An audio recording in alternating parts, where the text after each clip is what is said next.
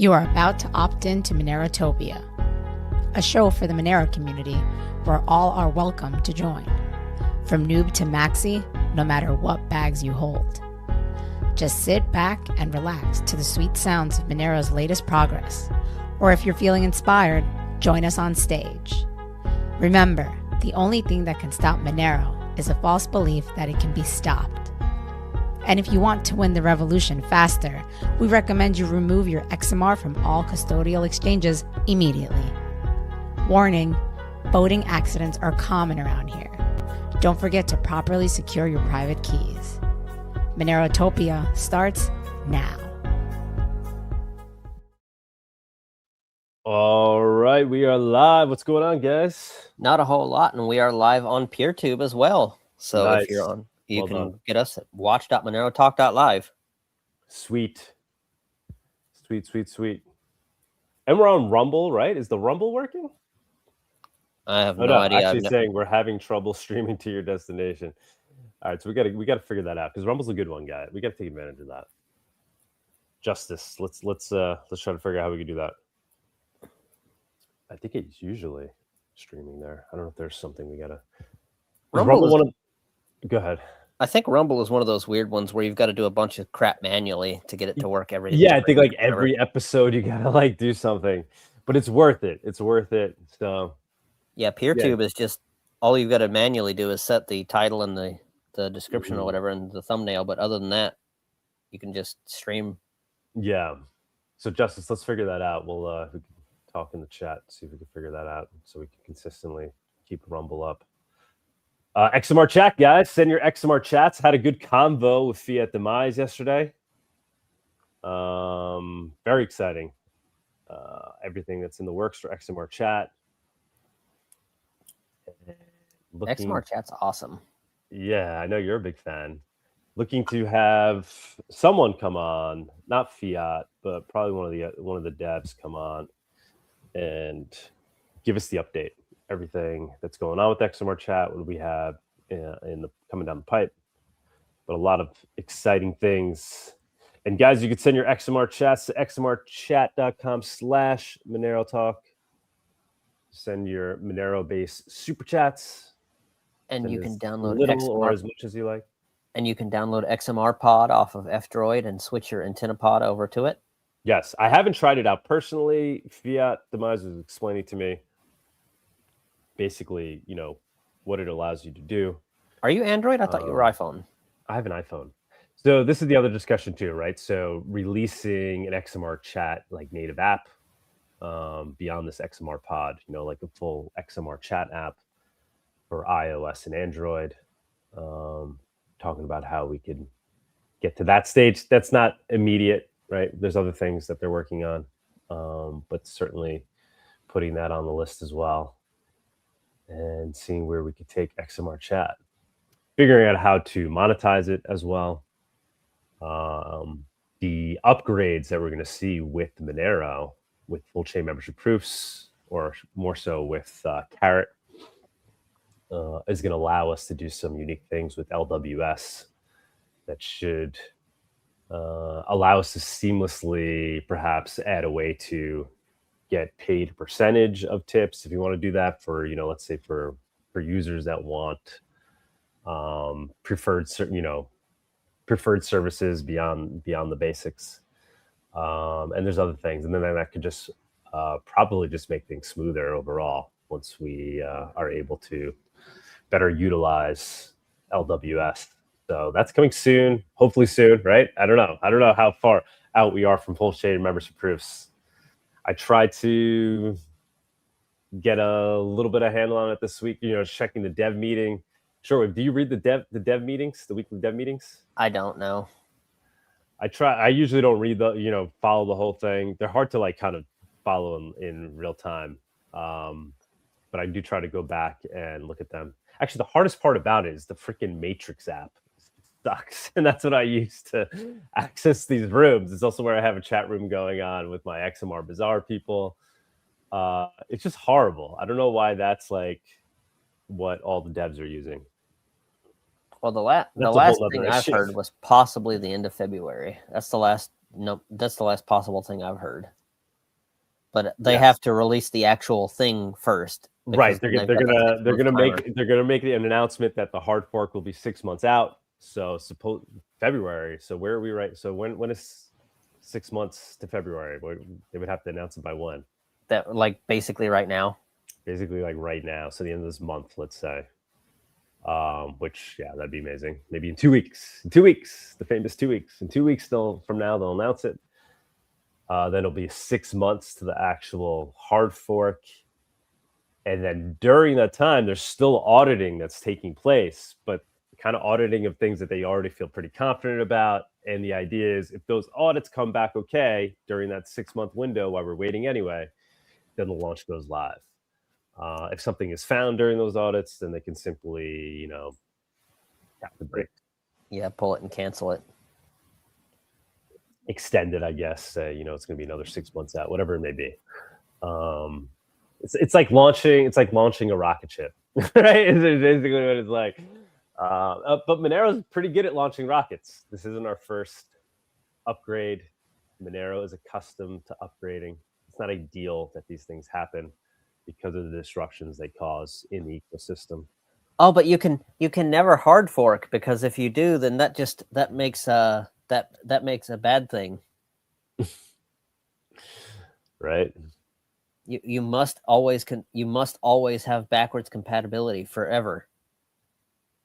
Well, to a degree. Just for the keys. That's sarcasm. In case you weren't aware, that's sarcasm. Yeah. I was making fun of a certain orange coin community. Yes, of course. I know, man. They suck so much. It's like the mainstream is opening their eyes to that as well. Obviously, Bitcoin rallying right now, which is amazing. All of crypto rallying, except Monero for some time. It finally started to enter the race. Monero, man, slow and steady. It just doesn't give a shit. Really, I'm just gonna laugh if it goes down. We do not want that to happen. But Bawdy basically predicted this. He warned everybody, right, that this was written in the stars. Like it could drop like 50 fiats and make everybody scream and cry. This is the only way they could attack Monero, guys, by trying to scare people out of it. It's growing in adoption. It's a grassroots movement. It's a life of its own. It's not VC backed, pumped, keep throwing coal and stuff like that. It's already burning on its own. We need to keep throwing more fuel into it by just being more active in the ecosystem, using Monero, and ignoring this attack. Essentially it's a long-term play. They've delisted Monero from all the exchanges. And now during these type of events where liquidity comes into crypto, it can't easily find its way to Monero. It's more of a challenge. The fire of freedom will not go out. Right. So there's a little friction to get to Monero. Right? You gotta hike a little bit of a more difficult path. It's not a quick, easy fix. And in this day and age, most people want the quick fix. But Monero is a very powerful tool, and it's worth the slight amount of friction it takes to get to it. And for those willing to take the journey, it has benefited them greatly. And the ecosystem is benefiting greatly from that too, because we only have, or for the most part, people that really are users. They're not just speculators, right? So Monero kind of has weeded that out. Now, I'm sure I've talked about this in all different ways, but that's the positive take on this situation. But it's real. That's really is what's happening.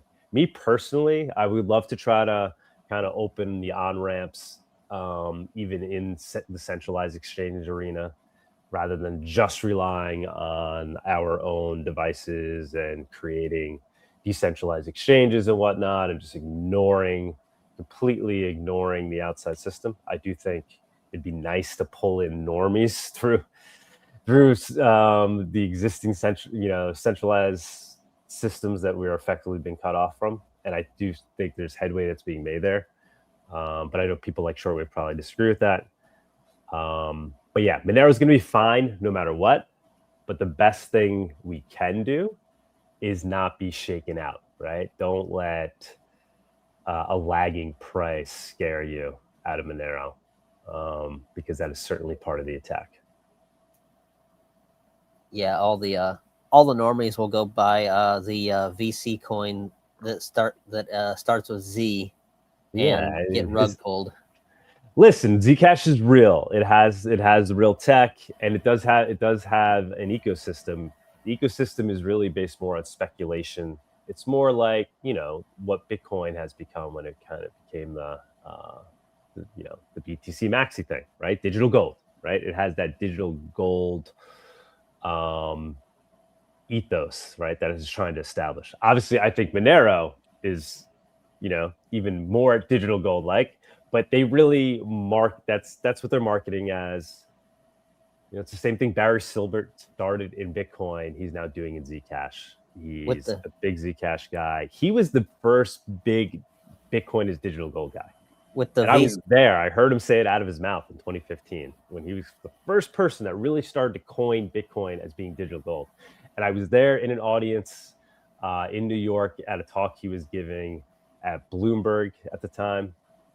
And I got a ticket. I wasn't some big baller or anything. I was just a working day fiat schmuck who really believed in Bitcoin at the time. Had my student loans and not a lot of money, but I was able to get invited to this thing. I just asked for a ticket or whatever, and I was given a ticket and I attended. And Barry Silbert was there, and he was on stage, and he started talking about Bitcoin as being digital gold. And I was sitting there, and I was like, you know, I had drunk the cypherpunk Kool-Aid. I was into what Bitcoin can be in terms of being money, and that really irked me. I went up to him after, and you know, me being me, this is before I was a Monero guy, before I even maybe I had discovered Monero at that point, but I hadn't you know, really fully gotten Monero pilled. And I asked him about, you know, the fact that he's ignoring the original use case of Bitcoin, which is digital cash as proposed in the white paper. And he was just really, I don't remember exactly what his reply was, but it was very off-putting for me. And he just came across as kind of a salesman more than anything else. But he does it very well. So I don't, you know, if you want to make money, follow Barry Silbert around. He does a very good job of doing it. And, you know, whatever. But that's what's happening in Zcash land right now versus Monero land. It would be nice if some of these Zcash people started paying more attention to Monero. I welcome that. And maybe that will start to happen as people open to their eyes. They're like, wait a minute, if I'm making this bet that there's going to be basically an encrypted version of Bitcoin, that I see that there's a major use case there. It might be the top crypto. It might even flip Bitcoin, you know, because some of these Zcashers are saying that, right? Like Zcash is even better than Bitcoin, right? It's encrypted Bitcoin. If that's your bet, if that's your thesis, and you don't also own Monero, this is a message to the Zcashers, obviously, not the Monero people who are tuned in. But my message to the Zcashers would be, you know, you'd be a complete moron to not also hold some Monero if that's the bet that you're making. I highly doubt that Zcashers watch this show. Yeah, they don't. I'm talking amongst ourselves. Well, you never know. Maybe a few. With Zcash, you buy nothing. With Monero, you buy insulin on the darknet market. Yeah, we just can't sit on our laurels, though, right? We got to keep growing the ecosystem, growing the usage, adoption, and we need to do things that we can do to help pump the price, get the price up, right? Not inorganically, but we could get the price up amongst ourselves. We have to bring new money into the ecosystem as well, which is basically just new users opening their eyes to the utility of Monero. The price is going up. The simple moving average increases all the time. And on tip points, I think the crack in U.S. severe limits was fake news. I just withdrew 5 XMR, no problem. That's crazy. Okay. No, I've been looking at the trading volumes, and they're way down. They're like 87% down from what they used to be. So I think they're real. 87% down. Wow. Yeah. I was looking at on CoinGecko, I looked before, and it was like $13 million every 24 hours of Monero was being traded on Kraken. And now it's like 1-point-something million. Okay. So it's way the heck down. It's like 87% down from what it was. So I think they're real. Well, I'll say two things in terms of where I see more liquidity coming into Monero. One, I think Shortwave will like. One, he won't like. The first one is the progress I'm making on eliminating the bit license in New York. When Bruce Blakeman becomes the next governor, he has pledged to eliminate the bit license. Obviously, he has to win, but I think he has a very real shot. And I'm contributing my time and energy towards helping make that happen. One of those things being throwing a fundraiser for Bruce among the New York crypto community to raise him some funds. So I think that's very real, and that's happening in November, right? It's a gamble, but it's very good odds. The second thing I'd say is much more of a certainty, and that's Monero getting listed to decentralized exchanges. Might be a little bit of a bumpy road with THORChain once they initially launch. Be careful. You're flying in something that hasn't been fully tested yet. But it's encouraging. They're making progress, and I do think Serai DEX is going to launch soon. I see progress that's being made there. So those are the two things I would say that are going to bring in liquidity to Monero soon. And I missed something. Did he say he was able to withdraw 5 Monero from Kraken or deposit? He made it sound like withdraw. Okay, because I was going to say, because I think you can withdraw like 5 per month, and you can deposit like 10. Okay. So I do see. If he did 5, if he did like 5, then that's probably his quota for the entire month. Okay. Well, yeah, we'll see. We'll see where that all goes. I mean, bit license gets eliminated in New York. Kraken can theoretically start serving New York customers like right away, unless I'm missing something. So I see no reason why they wouldn't do that. Now, whether or not Kraken begins to crack down on Monero versus opening up the floodgates more, to be determined. But I feel like it's a step in the right direction. Let's see. Let's get Untraceable on. I see him hanging out here. Untraceable is going to be jumping up on stage. He's working on a new project. Haven't spoken to him Untraceable in a long time. He's been quite untraceable recently. But now I thought it was Don't Trace Me. DontTraceMeBruh, I think, is the handle, but his name was always Untraceable. Oh, okay. Yeah. But yeah, let's get him up. Let's run the special guest. The Monerotopia guest segment is sponsored by Cake Wallet. Store, send, receive, and exchange your Monero and Bitcoin safely on iOS and Android too. Cake Wallet is open source, and you always control your own keys.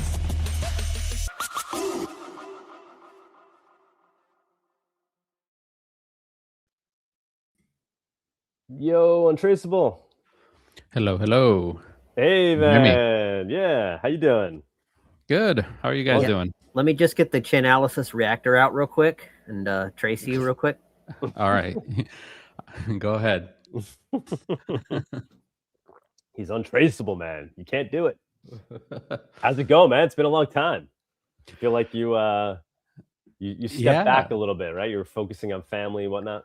Yeah, I was house and kid and a lot of changes in life, and beautiful. I just got really bored of Twitter, also just all the needless drama. So yeah, I took a nice needed break, and just been doing stuff in the background. I'm looking forward to doing that at some point, man. believe it or not. Yeah, congratulations, by the way. Oh, another one, huh? Yes. That one came out of nowhere. But yeah, it's been a journey. It's been a journey so far, because now we have 2 little ones. So that's amazing, man. It's Congratulations. it's like exponential kind of in terms of exponential growth. Yeah, but I guess it's at some point it becomes easier because they start to watch themselves. But initially, it's like that hasn't happened Hasn't happened over here yet. They're not watching themselves. Okay. But yeah, great to see you back in the limelight a bit, and it sounds like you've been working on things, which is awesome. I guess you've been dabbling in the AI, I'm sure, right? Oh See yeah, what you can build. yeah.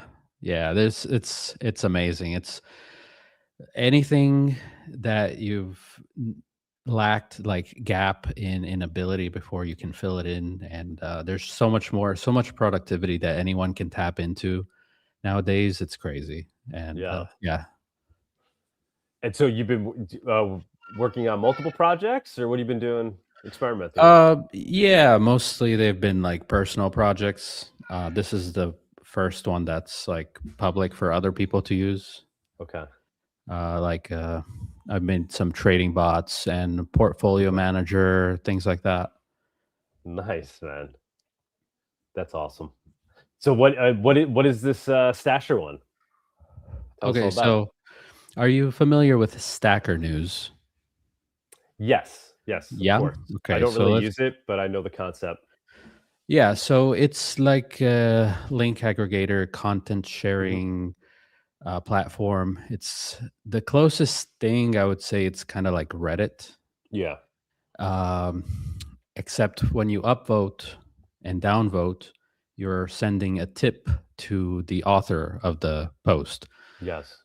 So let's go ahead. I'll just show you real quick. We So, have that integrated into XMR Bazaar, by the way, but it never really. oh yeah, took so off. Yeah. let me first. I'll talk a little bit more about it, and I'll just show you along the way.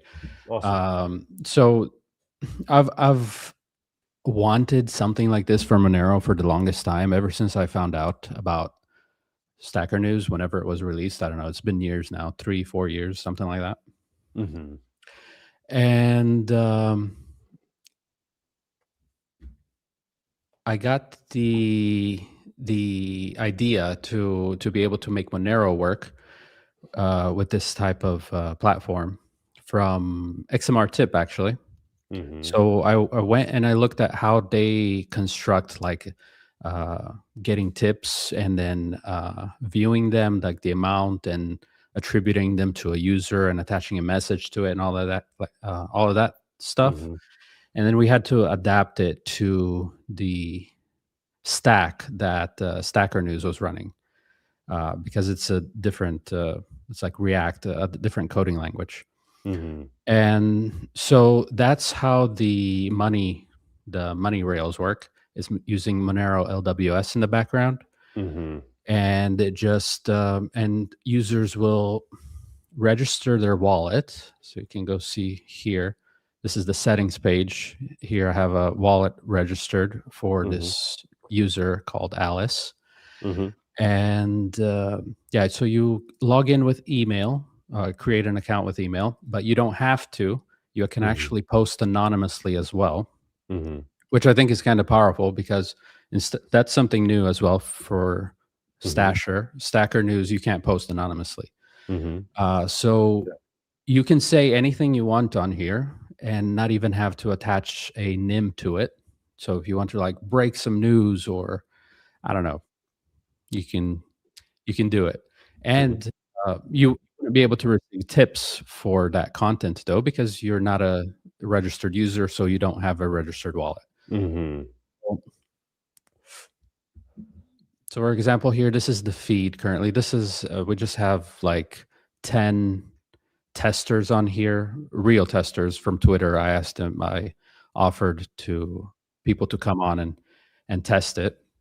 And so we've just been posting test posts here, testing the system, upvoting, downvoting, and posting. No, I love it, man. Yeah. Did you ever see our implementation of it on XMR Bazaar? Not nearly as sexy and smooth as yours, because we're not using LWS. But it is. We are using LWS. No, I'm saying on XMR Bazaar. We implemented on the XMR Bazaar forum. Oh no, I didn't. But no, I have not seen that. It's not really utilized as much. Yeah, this is a feature. Yeah, we implemented it a while ago. I'm just actually opening it up right now to check. I did, you know, people are posting, but yeah, they're not really using the tipping feature. Right.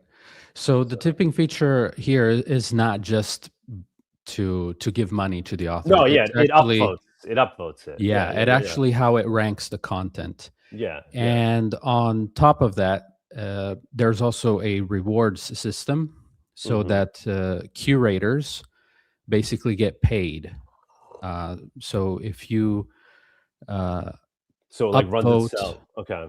There's like a if community of you, curators that get paid to basically moderate as well. right, basically every user is also like a curator or moderator in a sense. Right. And if you are one of the people who found, you know, tipped one of the posts that end up on the front page, then you are eligible to receive rewards every week. And I will go into a little bit more of that later. That's amazing. So did you basically copy Stacker News in terms of how they reward stuff, or you made up your own kind of? Well, it's a fork, so it is the DNA of Stacker. Okay. But when we ripped out Bitcoin and Lightning, it's we like 50% of the code is now original code. That's awesome. So it's a lot, because when you rip it out, it breaks other things. You rip out Bitcoin and the variables that it was using for those payment and tracking the upvotes and all this, and everything just breaks. And so you have to put Monero back in, and then you have to reconnect everything. So it was a lot of work. But so here's a post, for example. This is some dev updates from a couple days ago, and you can go up here and choose the amount you want to tip. This is running on StageNet, by the way. It's not mainnet, because there were a lot of bugs that we've been fixing over the past 2 weeks. So I'll just do the minimum tip, and here it shows this QR code. It looks great, by the way. It looks great. And you can, I'm going to go over here off screen, and I have Monero CLI running. So I'm just going to send that. Let me type it. So now I used to be a big Reddit user, and now I use Lemmy a whole heck of a lot. So it sounds like I'll be right at home here. Yeah. Okay, so I copied over the info, the address and the amount, and I'm gonna, so you can see it, how fast it detects it. Sometimes it takes a little longer. Hopefully now that we're doing this on air, it's fast. So I'm gonna hit enter right now. Wallet password, hold on. And then approve. Okay, now it's sent. So in a couple seconds, maybe, there it is. So it detected it. It attributed it to the post. There's a count there of how much has been tipped to the post so far. And awesome. So, and then up here at the top, you can see this is the amount of rewards. It's kind of small. I don't know if you can see, but it's 0.16 XMR in rewards that's going to be distributed in 1 day and 8 hours. And you can go click on here, and it shows you a breakdown of all the sources where this money came from. So posting fee, turf fees, boosts, stuff like that. And so this the rewards wallet, this is the only custodial part of Stasher. Right. All the tips go directly to the author's wallet. We never touch it. Sick. So, same but for the rewards, there's no way to do that any other way. We have to collect the rewards to be able to distribute them. But people's funds are never on the platform. The rewards is like a bonus. It's not owed to anyone, you know. So right. So what I don't. Yeah. What causes the so like a person gets tipped, like an author gets tipped for their post, and that goes to them. What goes to the rewards pot? Okay, so the tips 100% to the author, but posting and replying, you get a certain amount of free posts and free replies and comments, but then you get charged. So you need to actually, this is how it works on Stacker as well. This is how they get rewards. So everything you have. Is this also how it's monetized? So you then take a Yeah, percentage? there is a percentage that goes to the platform operations, Mhm. but and it depends per type of action. But for let me see if I can remember. I need to keep a list because it's Yeah. a lot of But information. But it's basically the same way Stacker is actually organized. But yeah, go ahead. Continue explaining. So actually here I have free posts. I have 4 free posts. Because see, yeah, I've used Reddit and Lemmy all the time, but I've never used Stacker because I never understood it. And Yeah, that I've never only used it Bitcoin. either. Exactly, same here. Yeah, so posting, it's costs 0.001 XMR. Same for replying. So what's that like? How much is that? What is XMR Like at 40 even? cents. Yeah, something like that. 40 US cents. So, and that's also a sort of spam prevention mechanism. And but users do get free posts and comments, and then after that they have to pay if they post more than that per month. So that's where the rewards come from. Also, there's things like bounties, jobs, and polls. So for a bounty, for example, I'll just go to one of these that we posted before. Me and Ailia were testing it out. Where is it? Oh, sick. Yeah, she runs XMR Bazaar, right? Yeah, she does a great Yeah. job at that. So I'm glad that she is over here helping test Stasher out. And now, as I said, I've never been a part of Stacker News. So are we allowed to post anything, or is it specifically got to be Monero related, or what? No, you can post anything. So Okay. here, there's this drop-down menu. It's also kind of small. I don't know if you can see it, but so these, like on Reddit, they're called subreddits. On Stacker, they're called territories. So to make it different for Stasher, these are called turfs. I like it. Okay, so there's this default turfs. It's like Monero, Bitcoin, crypto, bounties. These are all the default ones. And so when you post something, you choose where do you want to post it to. Are you posting it to Monero, to Bitcoin, to memes? Okay. Whatever. Gotcha. In Lemmy, they call them communities. Okay, yeah. Everyone has a different name, so we called ours turfs. So here's a bounty, for example. I just said first reply gets 1 StageNet XMR. And so Ailia here, you can see here, it says bounty winner 1 XMR. We did have some trouble here, some bugs we had to fix along the way. But that also we charge a fee for like the escrow. It's like 1%. That also goes to rewards or platform operations. So there's a bunch of different sources that collect from the rewards and platform operations. But most of them go to rewards. And for the turfs, you can also create them. And basically, you're the owner of the turf. So we actually have here XMR Bazaar and Monerotopia turf that I did as a test. So it's empty. I haven't posted to it. But you can also, it's not in yet, but I'm actually in the process of implementing it, is revenue for turf owners. Oh, that's cool. So this already exists in Stacker, but this is one of the things that broke when we replaced Bitcoin with Monero. Because in Lightning, it's very easy to send multiple payments for like 1 sat or 10 sats or whatever. And so that's really easy to do. Yeah, so, like maybe we rip out our current forum and integrate yours. Yeah, you could under the XMR Bazaar turf. Yeah, you can do that. Right? Yeah. That could be cool. You can, and then basically you're the owner of the turf and you can get all the posting fees, all the comment fees. So if you have a really active turf, you could actually make money from it. but it does cost to create a turf as well. So it's like per month. These aren't like Oh, it's per final. month. Wow. This isn't final. This is how it works in Stacker as well.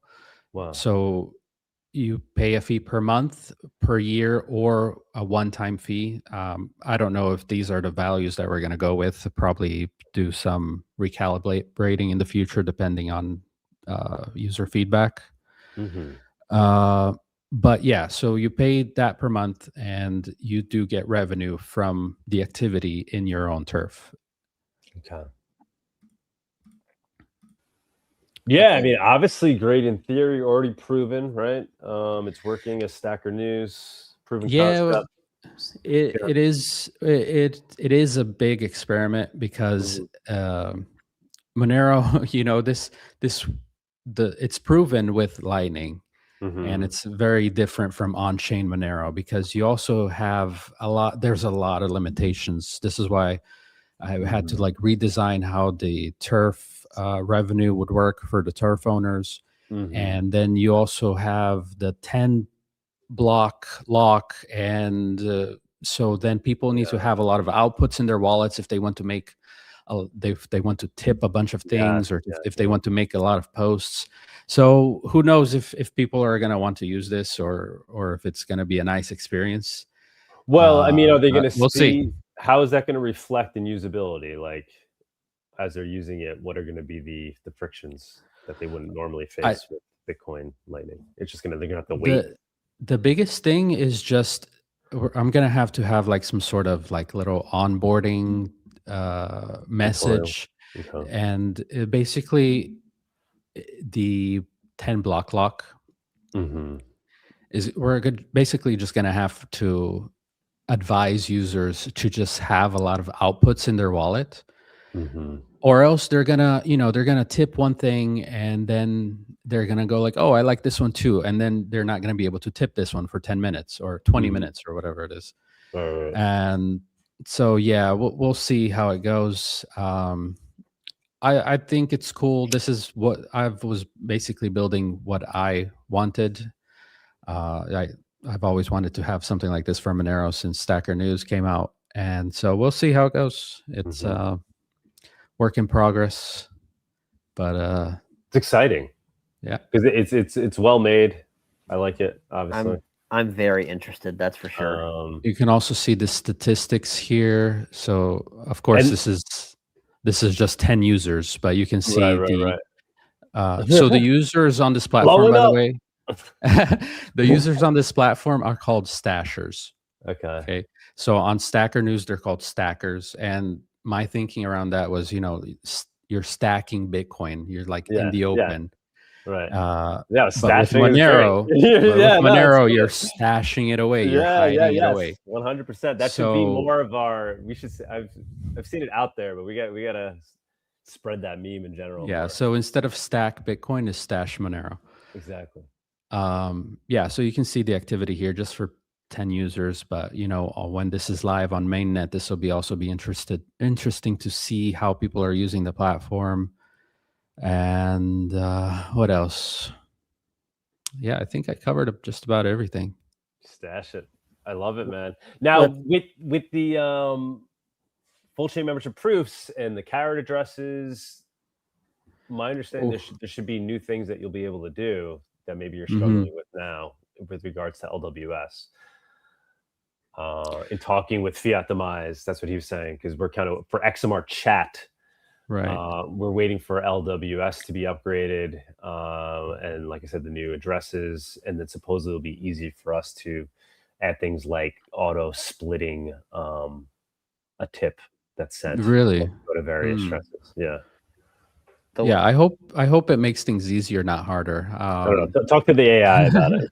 The way Stasher is set up, I'm assuming you need the view key, so it'd be best to create a separate wallet for this. Yes, and we do have a warning on here at the wallet screen. It says here, before you register a wallet, create a new wallet solely for use with Stasher News rather than reusing one you already use elsewhere. Pasting your private view key gives Stasher News permission to see all incoming transfers to that wallet, including tips on your posts, any other transactions sent to it. So yeah, just create a wallet just for Stasher. Definitely don't use your main hot wallet. Similar to XMR chat, kind of the sign up setup. Yeah, exactly. Yeah. And the interaction. Because we need to have the view key in order to be able to see that you're tipping and then attribute those tips to the post and the whole ranking system. Yeah, depends on that. Kuno is set up kind of the same way. They always tell you to create a brand new wallet. Yeah. I mean, it's incredible what we're able to do given Monero's kind of lack of usability in some areas. But you know what? It works, and it's completely private, and that's insane. That's so cool. Exactly. Like, look at XMR Bazaar. It's a little clunky, but it's clunking along. Like, you could go on there and you could P2P sell stuff. No, we don't hold your Monero at all. Go straight to the person. Yeah, like you saw how fast that tip registered. Yeah, I'm gonna pay another one. Yeah, XMR chat, I think similar speed. With Monero, you give a little bit in terms of usability to get a lot. Like, you really do give a little to get a ton of benefit. And it's only going to get better. I mean, I know things might get a little heavier with full chain membership proofs, but it's also going to then lead to more improvements down the line with the new addresses and whatnot. Okay, I just sent it. So I also forgot to show you one thing, I guess. Okay, there we go. It's detected. Right. So I'll show you here for this is the internal testing version. So this I've already implemented an early version. When are you going live with the? Once I've proven that everything is working. This past week, there were a lot of bugs and they all got fixed and they seem to be working fine. The rewards are distributed every Monday. So that'll be in another day or so, day in 8 hours. So I'm seeing if that's going to work. We haven't tested the reward distribution yet. So it's happening this Monday with the test users. We have content that we tipped and we had activity on the platform. So now I'm just waiting to see if everything is working as intended and the rewards actually get distributed to the users that that are eligible. What's nice is you don't really have to worry about some critical flaw, right? Because everybody's using their own Monero wallets, right? It's not like people can get rugged. No, exactly. Obviously, you want to make it as secure as possible. Is it going to be open source? Yeah, it is. It's not yet while it's in like closed beta. Just because, man, the landscape with AI just like discovering vulnerabilities and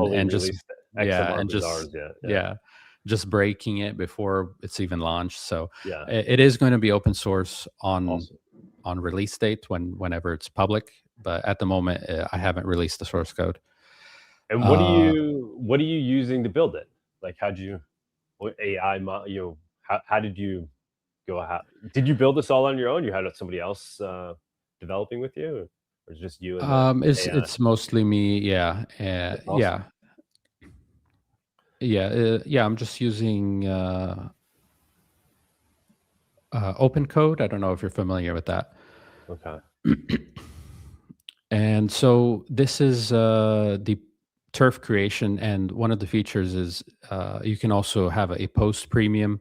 So it could this is how much it would cost on top of the standard cost to post them there. Of course, that would discourage people from posting, so you should probably not keep that very high.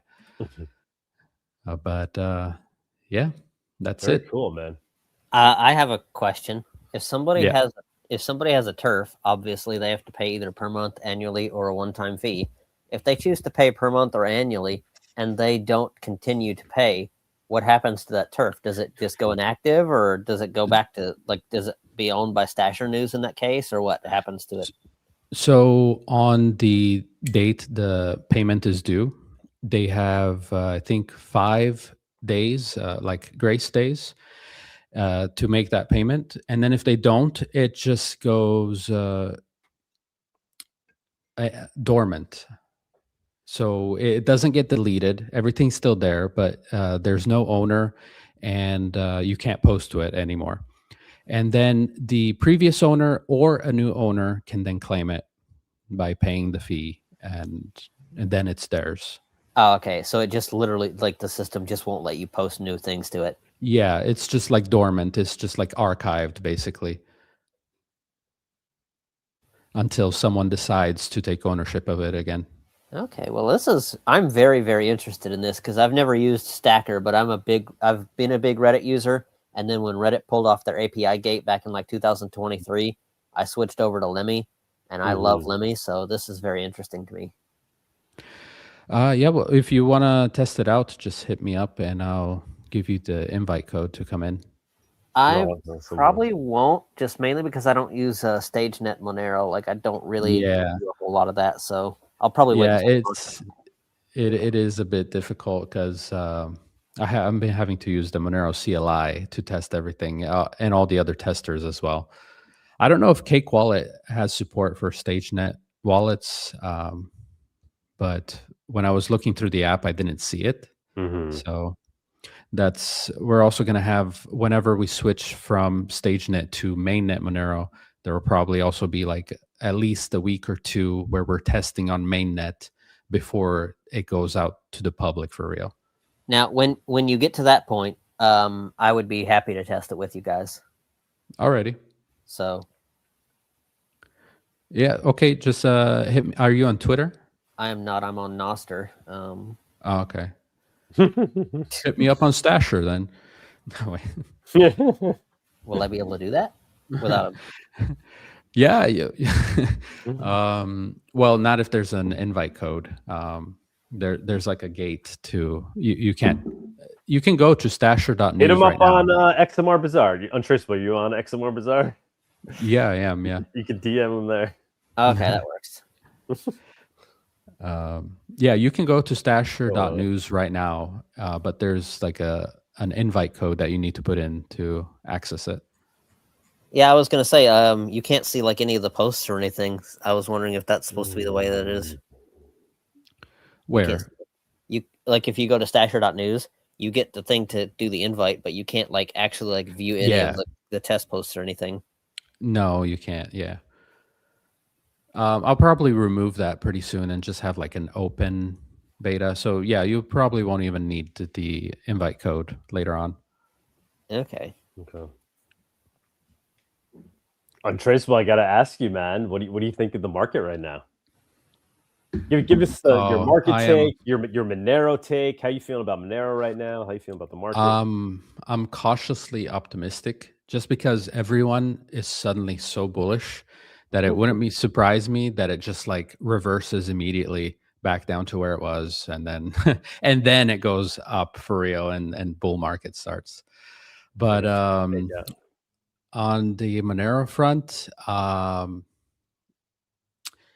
well, I posted on Twitter, like people are getting like so pessimistic, and Monero is doing decent. Like it's up 50% from 2 months ago, and then the rest of the market pumps 15%. Like, so Monero's up 50, and the rest of the market goes up 15, and then everyone who's into Monero is like, "Oh my God, Monero's not going up fast enough, guys! Come on!" What? And everyone's just like eyes glued on Zcash charts, and I don't know. It's and I'm the person who wants Monero to go down because it's above the 1 year simple moving average. I don't know. I think I hear you. Yeah, it's like if the chart looks great, like it's still the like 7 year cup and handle or whatever it is.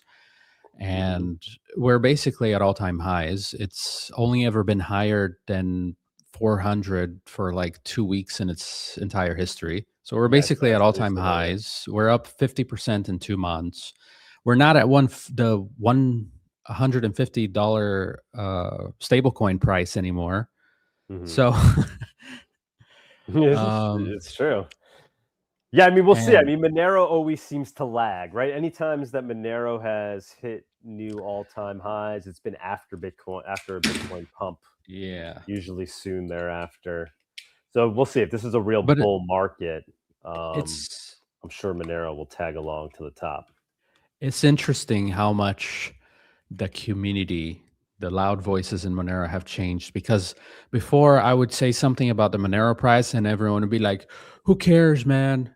Monero's not about the price. Don't talk about price, man. Who cares? That's gay or whatever. And now everyone is just like price, price, price. So I don't know if See, I'm trying to be the former, and everybody else seems to be the latter. It's like, no, shut up. I mean, it's not a debate even worth having, right? It's like everybody ultimately wants to see the price go up, but we want to see it go up with real adoption, which is what's happening. right, yeah. So, yeah, I'm kind of cut off to part of Twitter. There's like a couple of people I have blocked, so I think it cut off a big part of that. Oh, would that blocked you or you blocked them? No, I blocked them like Mav and like it was just annoying. Oh, yeah. So then I just I started don't blame you. auto blocking anybody that was associated with them. So since it's been quite quiet for me on there in terms of that, but obviously I'm seeing the price. Oh, fears guys, as well. so check this out. Another thing I forgot, just a tiny thing. So here you can see how much you have stashed, so how much Monero you have stashed. So this test user, Alice, Nice. People have tipped her 0.361 XMR. And that's only displayed for you by default. On Stacker, you know, they like to flaunt and brag. So if you go and look at some other user, let's look at Monero Star, it's always going to be just like the Monero blockchain. It's not going to show you how much you have stashed. Wait, Stacker gives everybody your thing in public? That's awful. What? Yeah. You can see every user, you can see over their entire lifetime how much has been tipped to them. Oh, wow. But if so, by default, privacy by default, but you can go in the settings, and we have some privacy settings, and you can uncheck this, hide how much XMR I've stashed. It should so be like then you flash your cache should be like yeah, basically you do the antithesis or whatever of Monero usage, show how much you've been tipped. But it's, you know, so there's also this is also inherited from Stacker. They have the top stashers. Okay. So there is still a ranking of who has earned the most, but whoever has the privacy setting on, it's very, I can make it bigger. Whoever has the privacy setting on is still not going to show you how much that amount is. I guess you could guess if someone, oh yeah, that's me. Okay. You see your own amount, but you don't see anyone else's.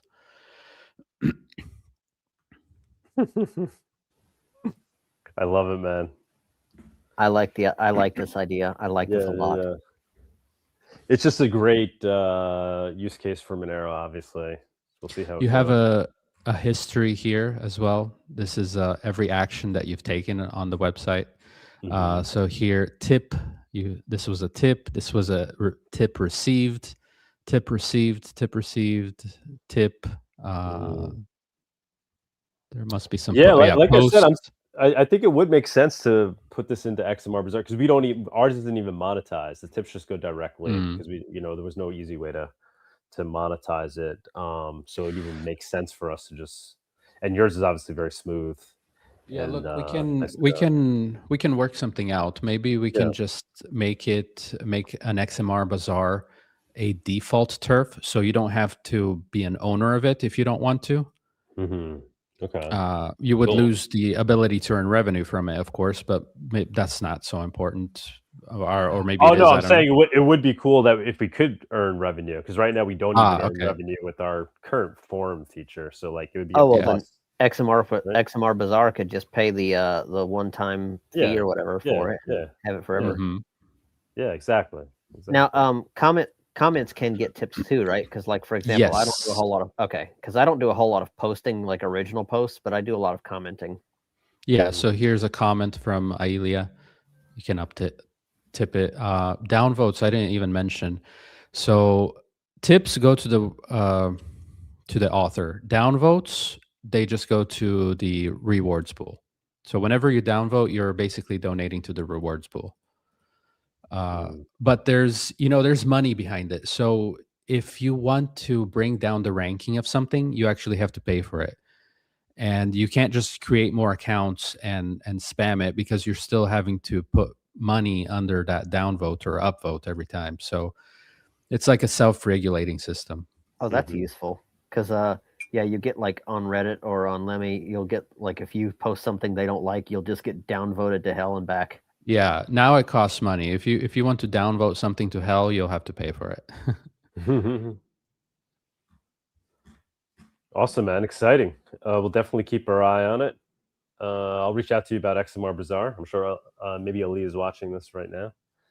Yeah, let me know if you want me to just make it a default or just reserve it. I don't think anyone's going to try to snatch it, but I could just. I'm sure somebody would. I'm sure somebody would. You'd be surprised. And great having you on, man. Yeah. There's a lot of. I'll just finish by saying there's a lot of features that don't exist in Stacker that I'm going to be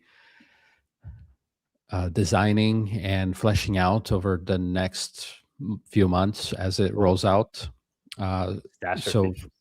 So for example, I'll just share one. So the turfs, for example, they're all public, right? So I created this Monerotopia turf. Anyone can go there and post it. So one of the things I was thinking about doing in the spirit of Monero and privacy is to have private turfs. So, and you'll be able to tweak the settings if you're the owner. So you can make it invite only, or you can make it so it doesn't even show up unless you have an invite, or and things like that. And they'll be called secret societies. I like it. That is awesome. What are we getting, Freemasons? Yeah, so you have a secret society invite only, where the alpha is shared in there. Klaus Schwab will have his WEF turf or whatever. Yeah. Anyway, awesome. Guys, thanks for having me on, Doug. I hope you guys have a good weekend. Yeah, thanks for coming on. Let's stay in touch now that you're back on the Monero scene.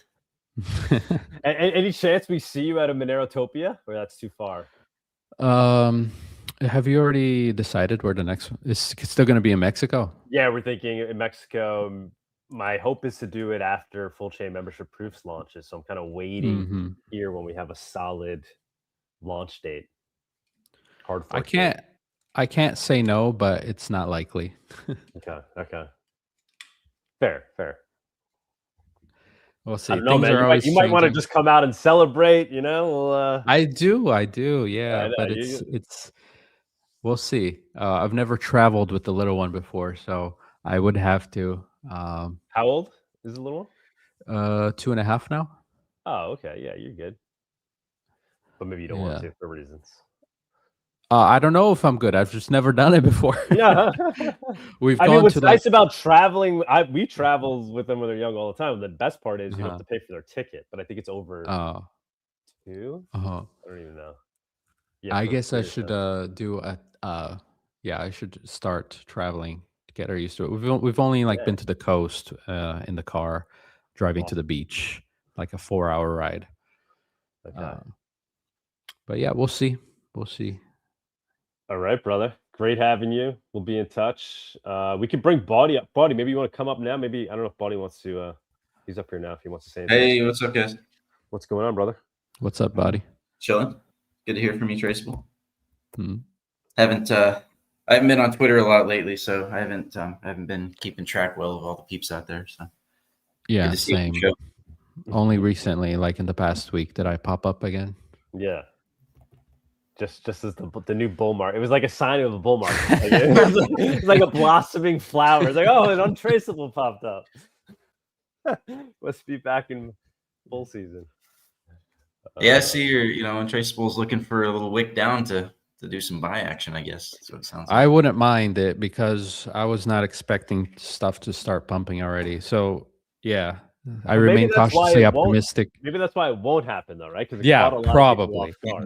That's very probable. I did I did have like some cash on the side waiting, and I did deploy like half of it about like 2 weeks ago. But yeah, I have this other half just waiting I was waiting for the dip to 50K or something.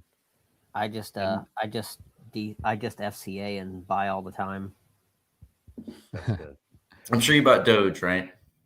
Do they have CoinJoin on Doge? I was actually looking at the Doge chart a couple days ago. It's actually the largest privacy coin, Doge. I just didn't know. That's funny. CoinJoin on Doge. You know what's crazy? When you look up largest privacy coins or Ask AI, it's like Monero, Zcash, and guess. Dash, yeah. Litecoin. Beldex. What? Dude, what is and they were at Monerotopia and they didn't want to say anything about what it was. I'm like, what the fuck is It has a steady high market cap. I don't understand. It's crazy. And it's completely not talked about, overlooked. They didn't want to give a talk at Monero. They came and they're like sponsored, but they didn't even want to give a talk. But yeah, we gotta learn more about Beldex. It's just like, what is it? Anybody know? I've heard the name, but I have no idea. I've heard the name, but I have no idea. Let's see what Hang on. Let's see what Duck says here. Beldex is a privacy-focused blockchain ecosystem that was launched as a fork of Monero, but it has evolved to include a broader range of privacy series beyond just financial transactions. So it includes messaging, a decentralized VPN, privacy preserving exchange. Privacy perversing. Yeah. So does that mean y'all have Beldex? If they forked Monero, did they code fork it, or did they like hard fork it? I'm not sure. I think they code forked it. Sharia compliance. Well, Beldex is often referred to as a Monero fork. Its compliance with Sharia law is not explicitly stated. Oh, okay, what? Wait, what? No. Body spreading the flood. No, that's just my secretary trolling. But they were at Monerotopia, and really nice guy. But he's like, no, we don't want to present like. And then we actually ran their ad, the Beldex ad. I don't know, Body. I'm sure you like it was melted into your brain. So I just remember.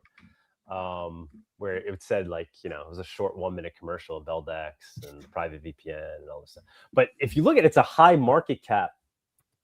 What do you mean by high market cap? It's like higher than Dash. Oh, so like 2 billion? Yeah. What is Dash even at? I don't even know, bro. I was just looking at this yesterday. Yeah, Dash is. What is Dash? Dash is 506 million. Okay. What? I thought they had some pump during the privacy season bullshit. Yeah, I thought so too. Hey, actually, it does look like there is Sharia compliance here on Beldex. I just dropped a Steam It link in the comments. Let me put it on YouTube as well. I am confusion. They remove. Let's see. They tend to remove links when you put them on YouTube. So you'll have to do. All right. So you'll have to copy that and do steemit.com/cryptocurrency exchanges if you're seeing this on YouTube. I guess they claim to be Sharia compliant. I don't know what that means. Yeah. So Beldex's market cap is like 650 million right now. It's not too bad. I mean, it's higher than Dash. It's higher than Xano. It's higher than Yeah. Yeah. Oh my god. I guess we'll have to look at the Beldex chart on the price report. Oh god. Should I add that to the 2 points? That's up to you. I'll leave that up to you. I'm just saying, it's like kind of weird that it's just completely like nobody knows really much about it. But yet, and it's not really pumped on X at all, right? So now you can't add Beldex to the privacy shitcoin chart because they sponsored the previous Monerotopia, so that makes them like immune to being shit on by Monerotopia. Yeah. that just means that if Zcash was to sponsor Monerotopia, we couldn't talk about them. Yes. No, we can talk about them. Talk about anybody you want. We've been very critical of cryptos that have supported Monerotopia. Super critical. Certainly Body. Yeah, like certainly wow. Body does not hold back at all when talking about any project. Yeah, my bad, guys. No, dude, that's why, That's why we watch. it's your platform. It's your or No, you bring a good balance, man. You make friends with everyone. I'm not as good at that, so it's good we have someone that's chill and has a wide open arms for people. Untraceable is very good at that. Actually, Yeah, actually, he's very diplomatic. He's a very. I hate talking to people. That's why you're good at it. You just ignore it. All right, brother. Let's we could run the price report. Untraceable, anything else you want to say before we move on to price? No, that's it. Awesome, man. Yeah. Oh, you guys can go follow the Stasher News Twitter. It's just at Stasher News. So I'll announce whenever it does go live, or we have like an open beta or test or whatever. If you want to keep track of that, just go follow at Stasher News. Awesome, man. Talk to you off air. Hope to see you around more. You're welcome here anytime. So let us know. And let me know what you want with the XMR Bazaar. If you want me to make a default or whatever. Yeah, I'll talk to Aaliyah and BT Dev about that. Awesome, man. Thank you so much. Peace. Bye. So without further ado, let's run the price report. The Monerotopia Price Report segment is sponsored by Exolix, privacy-first multi-chain swap aggregator designed for seamless instant swaps. Exchange XMR instantly with the fully non-custodial, KYC-free experience and secure execution across hundreds of blockchains. Body, do us all a favor and say something that'll make the Monero price dump. All right. Monero's strong right now. Yeah, my prediction was 1,000 by November, as bit license is eliminated in New York. Obviously, one thing may not have anything to do with the other, but I think it's a pretty solid prediction. I have a bet on XMR win that it will not be over 1,000 by December. So nice. We got a little conflict going on here. I like it. I don't know. You let us know. I mean, this was definitely a fun week. Yeah, today we actually Monero spiked up. Let's take a look here. Spiked up to, I think it was like 460, 470, 463. We wicked up to 463 today, so that was pretty cool. I found the I opened this BuildX article here. BuildX is now Sharia compliant. They filter by SIN. And sorry to sidetrack here back onto BuildX, but this is just too funny. Yeah, they where is it? They filter. It's fine. They filter by SIN. No. How though? Like what? This is a joke. Is this like FUD against them? I don't know. Anything that's prohibited by Sharia. I think this is Luke Dash Jr.'s new favorite coin. Since they filter transactions. Well, we got to get them on Monerotopia telling. I don't know. Maybe we're too sinful here. They want to join us. No, I'll keep my mouth. I'll keep my language in check. I actually do have some Bitcoin Maxi friends that tried to BIP 110 fork, and now they're like pissed off at the main Bitcoin, and they're like, Monero is actually the best coin out there now. Like, I never thought those words would come out of their mouth, but yeah. Nice. That's a good sign. Okay, so I guess we should maybe talk about Monero, not BuildX, not Sharia compliance. But that's I doubt that has to just be some FUD. Whatever. That was on Steemit. That article was a Steemit article. Now I guess anyone can post on Steemit, make something up, but I don't know. I have to look into it further. I took it seriously, but maybe the joke's on me here.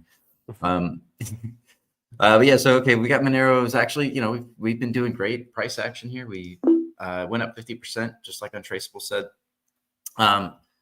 And today we had this wick up here, beautiful, beautiful wick. Maybe we should extend these lines. I don't think these lines are going to necessarily tell us anything right now, but let's extend them live on the air. I am sadly without a mouse today, so forgive my slowness if I'm a bit slow. Okay, yeah. So actually, that's interesting how this line down here did have some kind of relevance for us in the recent price action. Hypothetically, if we break past that line, that's really strong action. And honestly, it wouldn't be surprising to 1,000 by November would be ambitious, I think. But I do think 500-600 is easily within reach here in the next few months.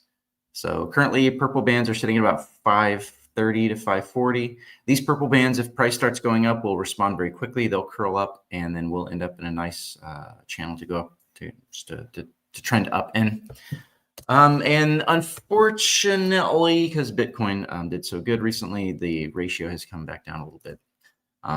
Still, though, even after this fall off here, we're still. It's interesting that Monero is still holding the 0.0055 level that we've been at.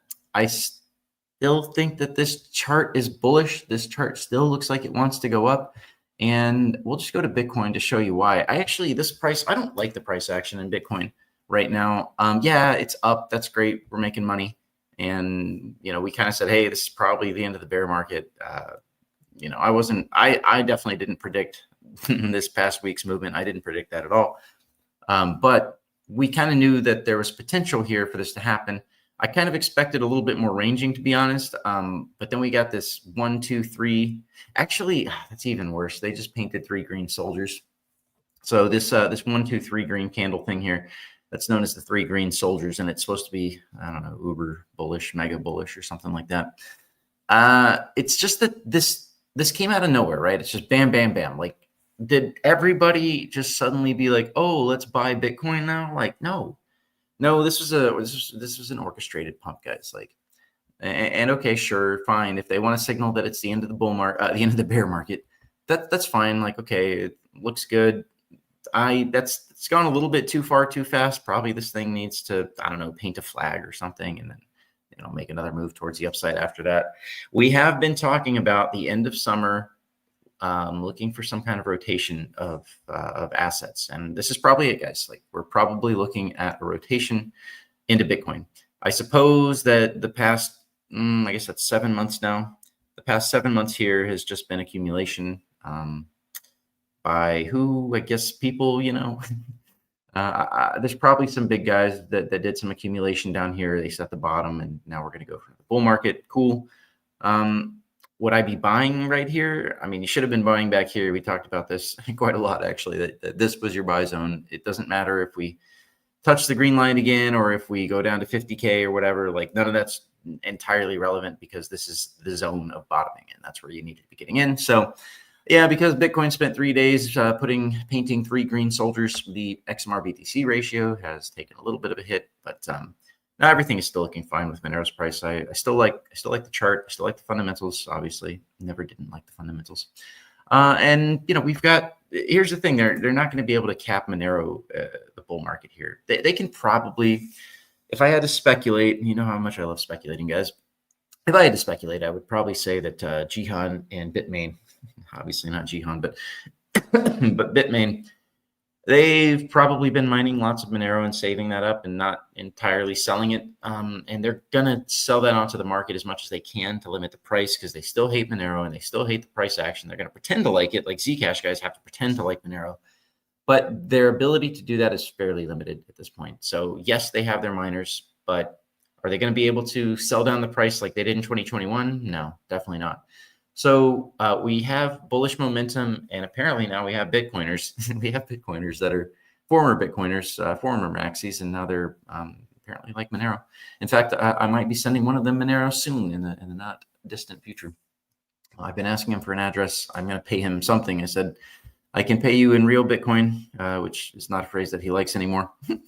Or I can pay you in Monero, bro. So we'll see which address he gives me. He asked if we have a hardware wallet. I said Trezor. All right, on we go with the price report. XMR versus gold, it's still trending sideways. Gold is also trending up. We'll get there later. XMR dominance, not really doing anything either. Again, same story as Bitcoin, since Bitcoin dominance is like 65% right now. This chart is basically XMR versus BTC plus shitcoins. Oh, I guess we could look at XMR.D divided by total 3, which is everything except for Bitcoin and Ethereum. Wow, that's quite the red candle. Yeah, they really pumped some stuff recently. Yeah, it's fine. This chart is supposed to make these upper clusters, but maybe not. I haven't really considered it that much. I got some shitcoins. They've been terrible. They've been dying. Okay, let's go to speaking of shitcoins. Here's the Zcash chart, and it's pumping, guys. We know this is going to happen. We've been talking about this forever here. Expect it to pump. Yes, if you trade this, if you buy it, I'm not going to judge you. Just please, just sell your profits, make them pay for it, right? Make them pay. This chart is not an organic chart. This is just being pumped by the liquidity providers, the market makers, the cabal, the corporation. There's only one. Anyways, just kidding. Kidding, not kidding. Anyways, this chart's going probably. This chart is super bullish. Just so if you want to buy it, that's fine. If you want to trade it, that's great. Just make sure you sell on their asses, dump on their asses, make them pay for pumping this chart falsely. That's fine. You'll accrue profits. You'll put them into Monero. I am short. Tari, I don't know. Maybe Tari needs to talk to the Zcash bros. What's going on here? This is still very negative. In fact, should we just replace Tari? Like, we won't. We should replace one of these. You know what? I'm sorry, Firo, but we gotta replace Firo. Like, well, what's Firo done for us lately? I don't know. Did they research something? But we're on a totally different research path. So, we need to go BellDex. Obviously, BellDex is the play here. Crypto BellDex. Boom. Wow, that's really weird price action. I don't know if I believe this price action. Let's go to weekly. Still looks weird. Jesus. All right, let's take a measurement here. So if you could manage to catch one of these wicks, you probably can't. Like, I bet there's no liquidity on this coin. Let's go to the 1 hour and see.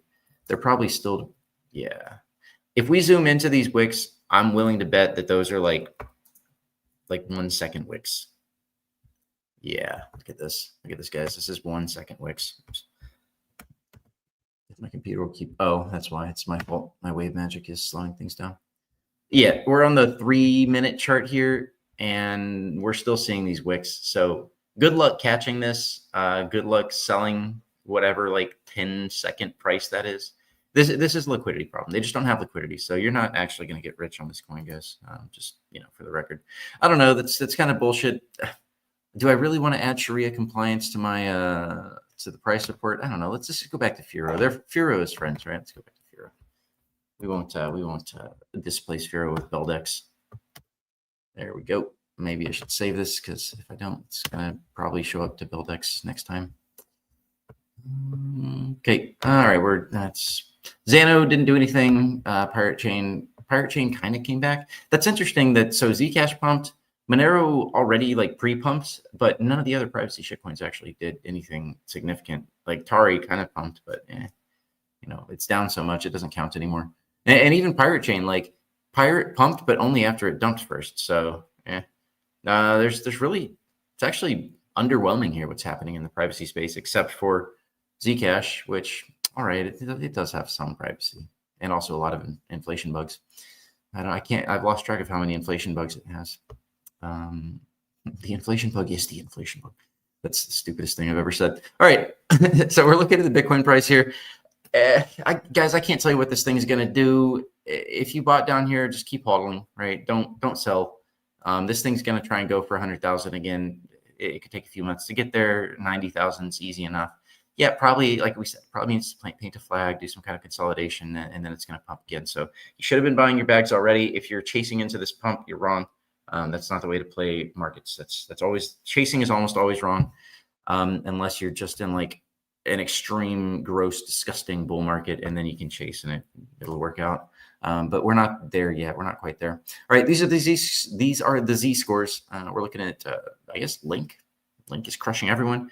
That's actually not too surprising. We always come back to Link. It's kind of a habitual thing. We come back to Link every, I don't know, say 3 to 12 months, because Link does seem to move. I don't know why, but Link seems to pump before bigger pumps happen. In fact, I should have seen this Link pump where nothing else was pumping, and I should have actually noted that last week and said, hey guys, Link is pumping. We're probably about to see a big move in the market. So that's my miss. Sorry for those of you looking for the most nittiest of trading advices. But if you're listening to the show, keep an eye on Link. Link is kind of how you, it's actually like a forewarning sign. It's been pretty consistent. It's not always, doesn't always happen. But Link often starts pumping before the rest of the coins. And my theory on this is that Link is an oracle, right? So an oracle is something that looks out into the external world and has a bunch of nodes reporting on what they see about the external world and then importing that data into blockchain. Blockchains are notoriously difficult at doing things that are not natively digital. And so Link is an oracle, a means of sort of importing reporting about data from the external world into blockchain so that you can do things like bet on it, right? So you can, so that Shortwave can take his bets on whether or not Monero hits 1,000 by November. And also Doug can take that same bet. Although, you know, fuck Polymarket. You guys should just bet against each other. You guys should make a gentleman's bet. You know, we could settle it live on air. That would be fun for everybody. All right. So yeah, Monero is still kind of, it's been at the top of the pack, but we're seeing big pumps by XRP. Come on. God, the degenerate crap is pumping. All right. I'm going to have to work really hard not to get upset on the show because I haven't actually looked at all the things that are pumping. I haven't really looked at it that hard.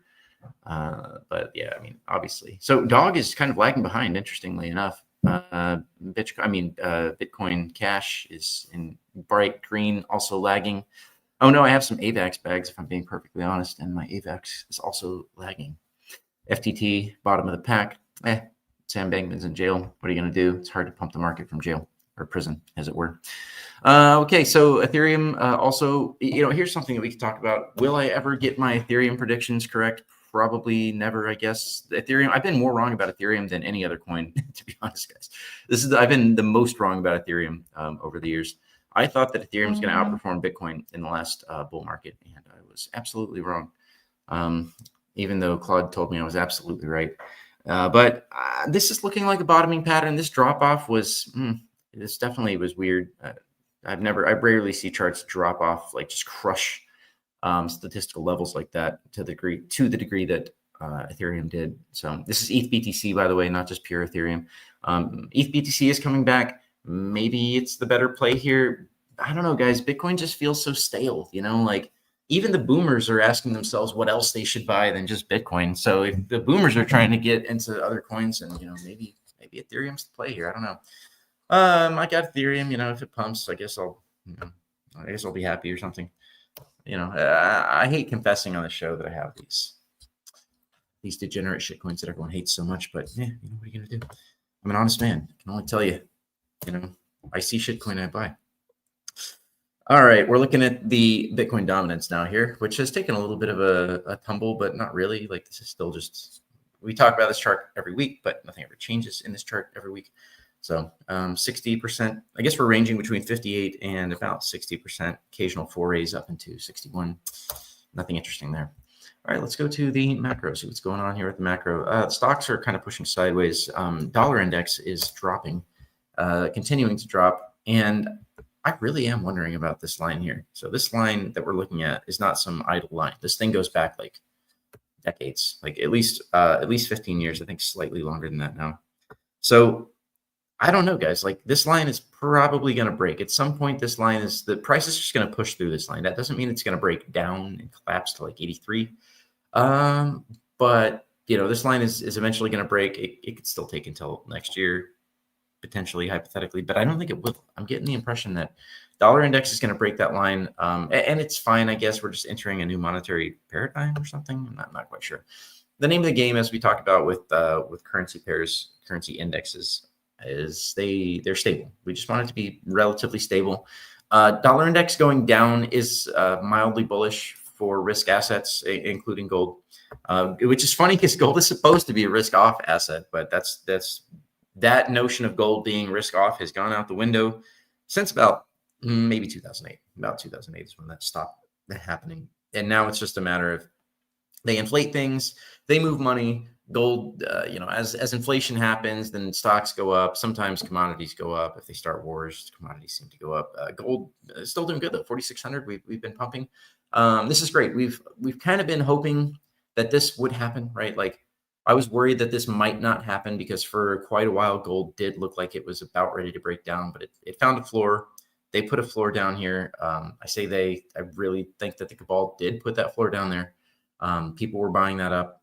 Maybe not even the cabal, right? Maybe it's like Russia or oligarchs or China, right? It could be a consortium of people that are not the West. I mean, what are you going to do if you're Russia, right? And you got your bonds frozen for how many years now? It's been like 5 years almost. What are you going to do as a Russian oligarch? Are you going to buy U.S. bonds and get them frozen? No, you're going to buy gold. You're going to probably stash it somewhere, stash it in the ground. So yeah, gold right now is looking good. It does look like at some point here in the coming months, we're going to make 5,000 again, close-ish, like maybe only 49. But gold's going to shoot for it's going to explore the volatility band range here. That doesn't mean it's going to do that this week, but again, just, sit tight with your gold or prepare to move that into something else. Right now, gold into crypto is not a bad play. Yeah, you're actually looking at pretty good prices here if you want to move your gold into crypto. In fact, why don't we take a look at Bitcoin versus gold? Just to should we look at Bitcoin versus? We already looked at Monero versus gold. So, right. So here's Bitcoin versus gold. Yeah. So we're looking at this is a good spot. Yeah. Okay, sorry. This is a good spot, right? This is kind of like a macro bottom area, right? You've got the lower standard deviation lines here in orange, and that was set. These were actually set in 2022, which is interesting because I guess gold had kind of a pretty big bull market in 2022. So that actually, Bitcoin, even though Bitcoin was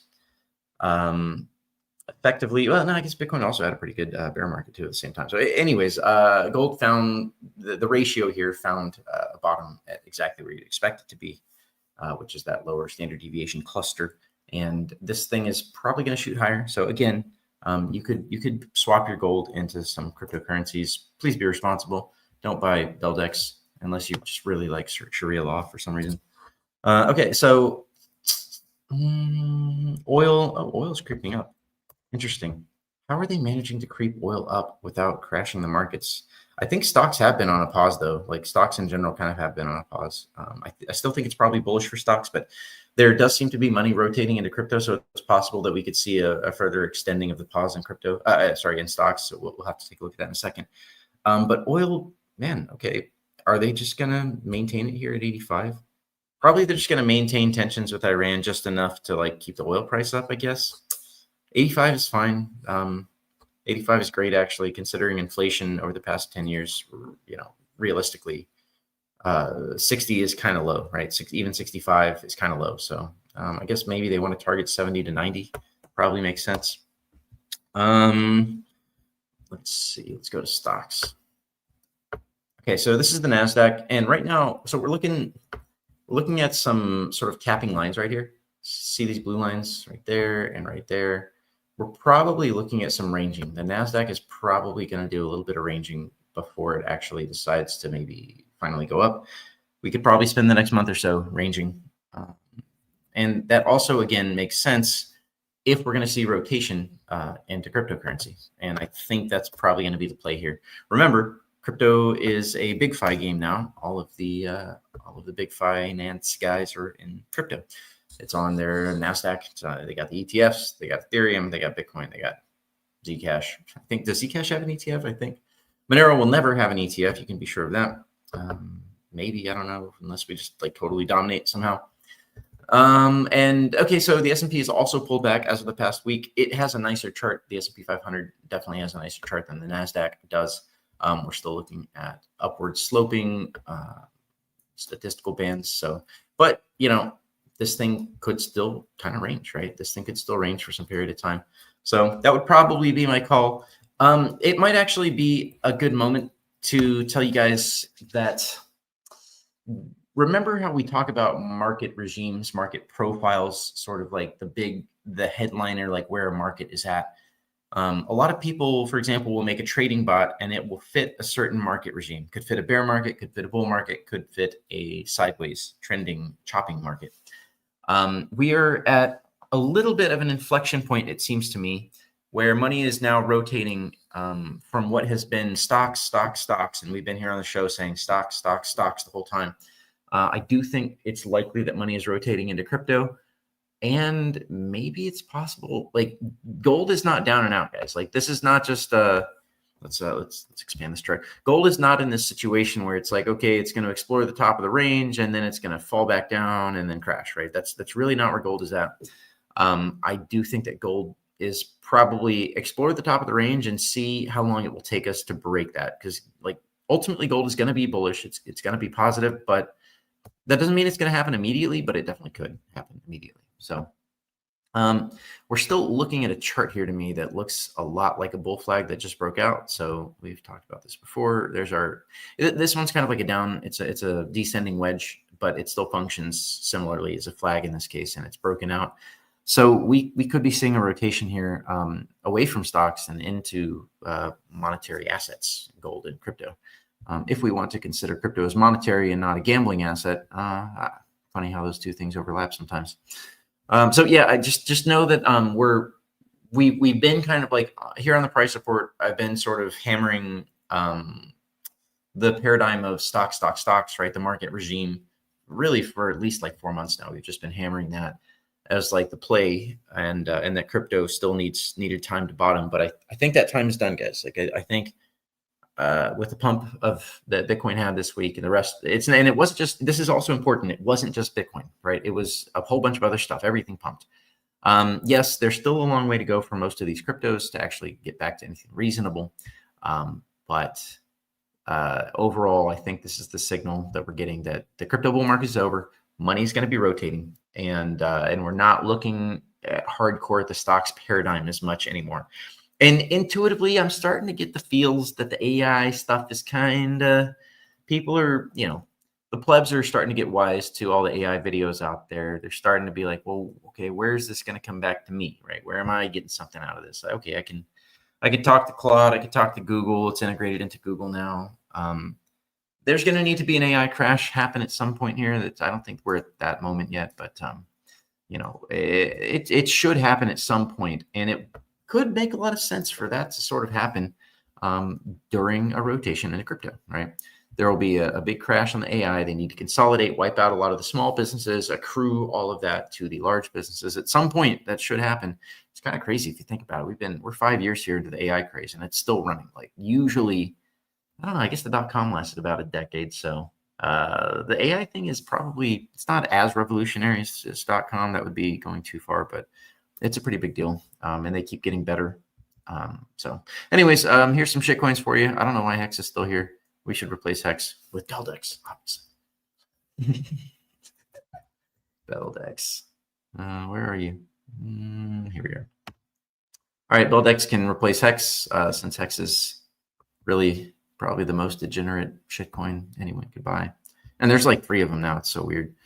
Doge. We were talking about Doge. Let's look at Doge. Nothing happened with Doge. They saved by the bell here. Like Doge was gonna, like this was breakdown territory. But if the bull market is done and Doge just did a little squirt pump here, I guess good for those guys. I don't know who those guys are even. Is that Mr. Musk? Is Mr. Musk still a Doge man? Let's see how much they pumped. 50%. Okay. Cool.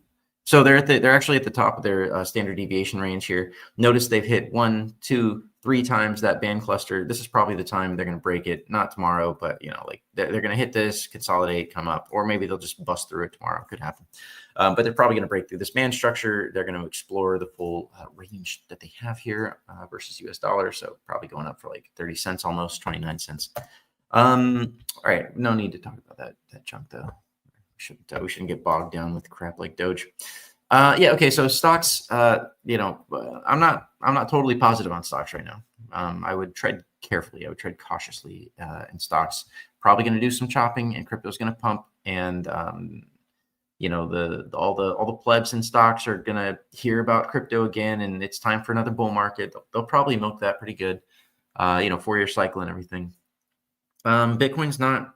It's hard to believe Bitcoin's going to be the big play here, guys. I think that they might resurrect some of these shitcoins. I think we might see some pretty big movements ultimately over the next couple of years on some of these shitcoins, significantly better than Bitcoin.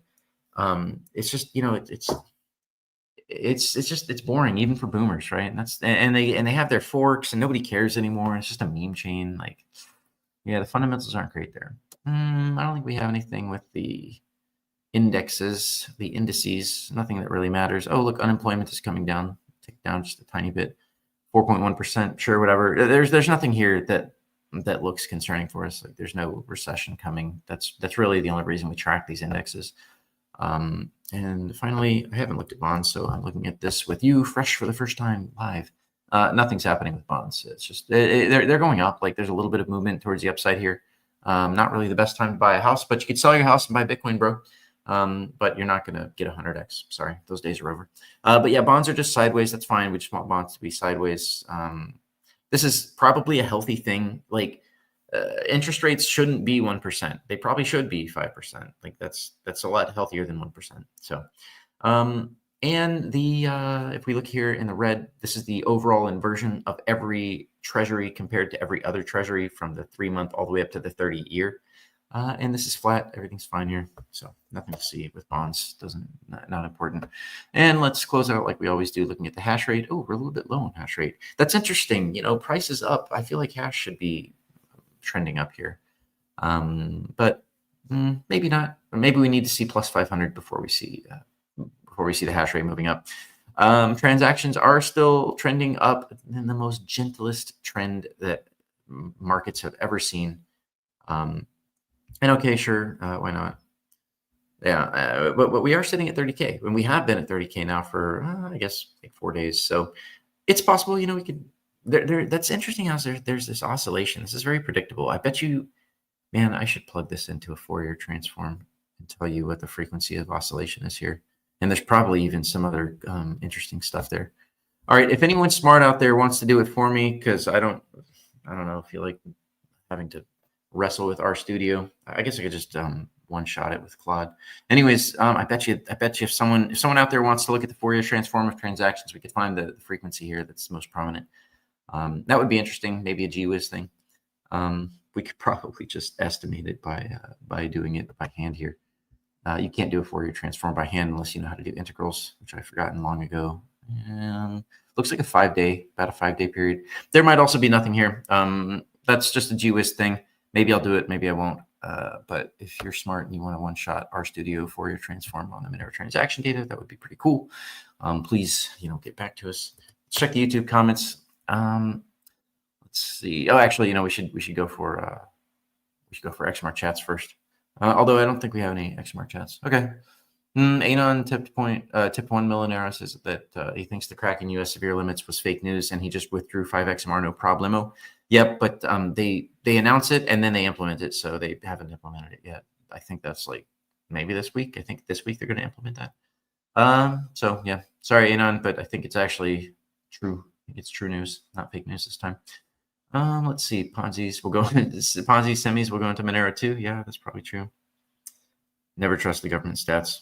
Yeah, it's interesting. It's like they do hold themselves to a standard, but they slowly change the standard. So like over time, it means less and less. But it still does mean something. You gotta take it for what it's worth, right? Because I guess you could go to Shadow Stats and use that. 90-day estimate reveals the trend. Yeah, perhaps. All right, guys. I think that's all I got for you. There's nothing else here that I would like to cover. We can have Doug. All right, man. So big picture, I mean, what's your feels as Bitcoin, if Bitcoin continues on higher, bull market continues, do you see Monero keeping up with the path? Oh yeah, eventually? Yeah, definitely. Like there will be clear and unavoidable spillover of market cap into Monero from pumping Bitcoin price. I am hoping we see some like capitulating moments, or not capitulating, but some moments that encourage more liquidity, like Monero being listed on THORChain, things like that in the hopefully coming days, coming weeks. Yeah, I hope so too. It's some interesting, catalysts, right? I mean, what do you see as the potential Monero catalyst here? I think it's already catalyzing. Like, I think the reaction is already in process, and the chart shows it. I think a lot of people use Monero that never tune into the show, that don't show up on the social medias. You encounter them randomly everywhere, and you're like, oh, like for example, Clavicular is an easy guy to point at, but You know, that entire, like, all of those guys, you know that they're using Monero. Andrew Tate and everyone else, like, you know that they know what Monero is. They might not say it, but they know what it is. But yeah, I mean, I think it's just. I also think it's interesting and quite coincidental that Kraken limits Monero deposits and withdraws, and then the bear market is over now. Then they pump the markets like almost like within the same like 2 to 3 week range of when they're going to implement this cap. Like, that is so sus. Yeah, the timing is very, you know, it's the same thing that happened with Cubic, right? We got the Cubic attack before the Zcash pump. You know, that was last year. Yep. And now this time we get this Kraken pseudo delisting right before things start to pump. And you know, there was a bunch of things that happened that seemed to line up with Zcash too, right? They were, I don't know if you saw this, but they were down in DC. There were meetings that were had among the crypto community, and I think it was a CFTC, and there was a panel, and the Winklevoss twins were there talking about Zcash, right? Like the timing, like it's crazy how things rolled out. And then the announcement of the ETF for Zcash, how it's going to now launch, is like very, very coordinated, very coordinated. You know, we all see it. Obviously, Monero doesn't have that type of coordination. There's nobody working behind the scenes to be like, okay, guys, orchestrate the pump now, like that. There is really no ability to kind of pull that off in Monero. But it seems that it's quite obvious that that's happening while things like Monero getting pseudo delisted from Kraken. We have an XMR chat here. Joseph Fourier tipped 1 Monero. He says, I don't need to calculate any integrals to see the weekly cycle and the XMR transaction counts. That's a funny comment, bro. I like it. It looks like kind of weekly. It's just kind of it's like you said, just very gradually going up, right? Yeah. So I mean, so catalysts that I see are full chain membership proofs launching, Monero getting added to DEXs, elimination of the bit license here in New York. I see these all as good things for Monero, and if it's happening during a bull market, it should act as a catalyst. Yeah, I think those are good. Those are good catalysts for sure. Okay. And you know, like there's going to be some new story, whether created or organic, where some big hack happens and they move it into Monero. They clean out the BISC liquidity. They clean out the THORChain, the Serai liquidity, the Ritu swap liquidity. You know, like you just know it's going to happen at some point here. Yeah, those cold card coins haven't moved yet, right? The majority of them. I know there's been a lot of movement, but like the big stash. He's been trying to coin join them, which is like, oh yeah, you can't like he's like 3/4 of these coin joins, so these are all still tainted coins coming out of the coin join. Like it's very obvious. I guess, is he a maxi or something? Like yeah, they can narrow down to who he is based on like, why isn't he using Monero? All right, there's only one idiot. You know what? That's probably what happened. Some maxi, like some technically competent maxi, which is almost an oxymoron. Yeah. Contradiction. He had his cold card and he was using his cold card, and he was like, wait, this library is weak. Wait, that's a bad RNG. You know what? And then he couldn't help himself. You know, I mean, 600 Bitcoin. How are you gonna? What are you gonna do? Like. And then he refused to want to pump Monero to his own folly. Yeah, that's probably not going to work out too well. He's going to swap into Bitcoin, the BIP 110 coin. No, you got to feel bad for these cold card people. Like, it was right before the pump too, right? It's like, ooh. Oh yeah, it's true. You know, and these were all stackers. These were maxis, Bitcoin laser-eyed maxis that were stacking. Wasn't you know, I was kind of negative on price on Bitcoin last week. Actually, I was kind of like, yeah, I wasn't convinced because of all the negative stuff that just happened, but then it pumped anyways. So that's probably strong. That's probably yet another signal for us that this is the end of the bear market. It's time to go up now. I mean, the narrative right out there is that it was because of, I guess, the bonds that are being bought. I'm sure you've discussed this, right? The bonds being bought back, and what was happening in DC, you know, with Trump having these panels and talking about how we're going to make it the crypto capital, like that rhetoric again. That's Okay. that's really the narrative of what as to why the pump is happening now. Okay, so Trump's out there flapping his mouth. Okay, that makes sense. Yeah, he mentioned like we're gonna make hyperliquid completely legal. Like what? How do you even know hyperliquid, bro? Oh man, Barron's like, yo, hyperliquid. Yeah, I mean they're crushing it on hyperliquid. I mean that's where they're playing. They're making a lot of money. Have you guys seen the app that Vic is working on? This Arbiter? No, I is it a had that in the gambling? news. No. It's like I think it's like a hyperliquid implementation. That's gambling. Okay. That allows I don't know that allows you to go in and out of Monero and other cryptos. I haven't taken a good look at it, but maybe we could have somebody come on and talk about it. I think it's just being tested right now. So we could take bets with Monero on global events. Is that the idea? I don't know if it's like a full feature set of hyperliquid. I'm not sure. Do you use hyperliquid? I shouldn't make any comments to the positive or contrary there. Okay. Trump's gonna make it legal, bro. You're good. Shit, what did I do with the link? I had the Vic link. I gotta bring that up. Hold on a sec, guys. I can neither confirm or deny my hyperliquid usage. So I'd say those are what the narrative is this week for people like trying to say why the bull market kicked off. But I mean, you believe, right? It's also just in the charts, right? Yeah, like it's considering the palette of negative news out there, and then to see this pump happen, not just on Bitcoin but across the board.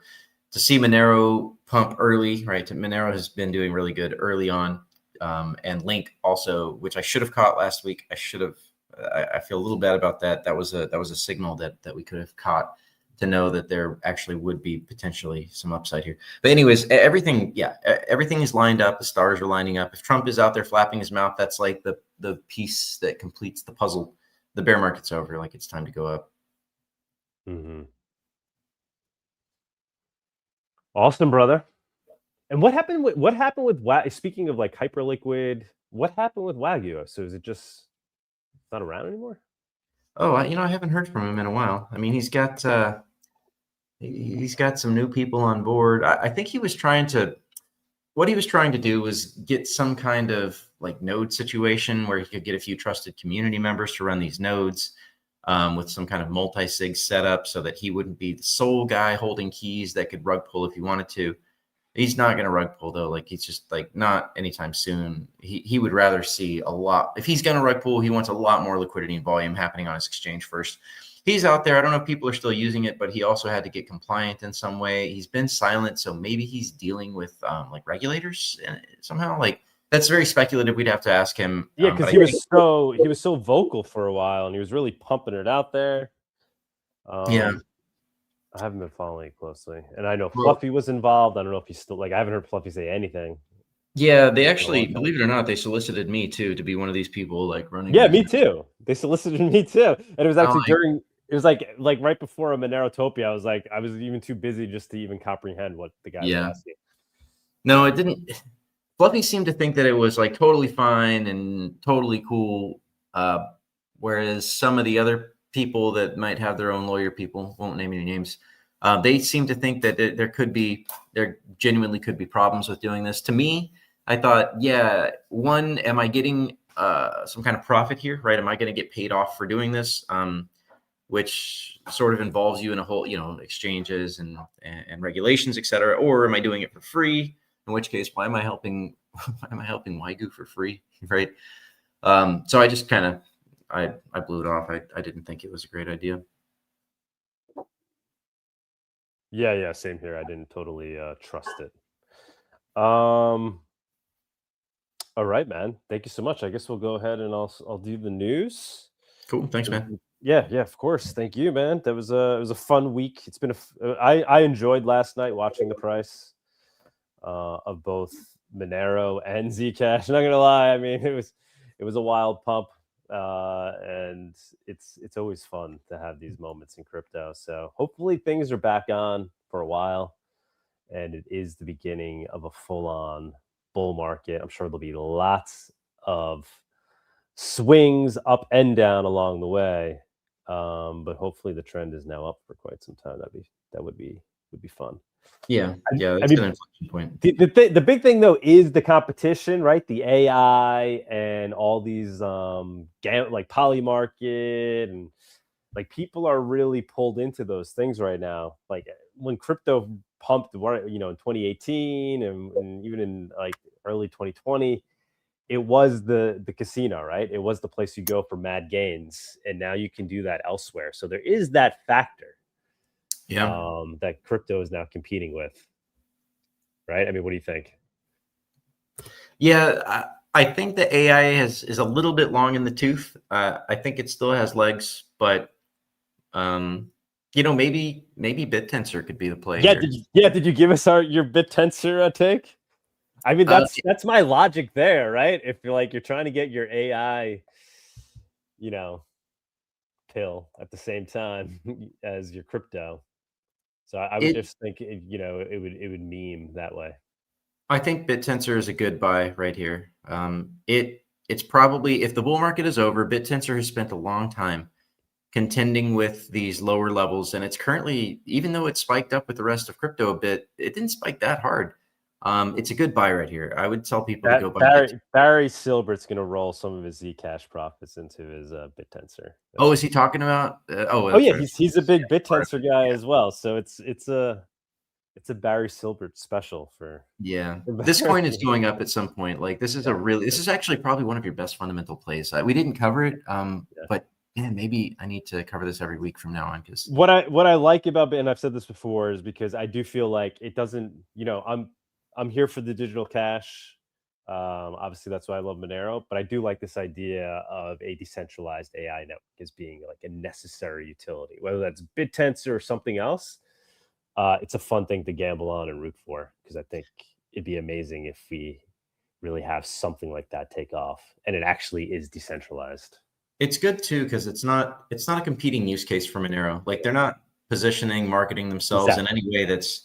I mean, okay, everything competes with everything else to get your money, but overall, like at a fundamentals level, it's not competing with Monero. Yeah, it's not trying to do any of the same things that Monero's trying to do, vice versa.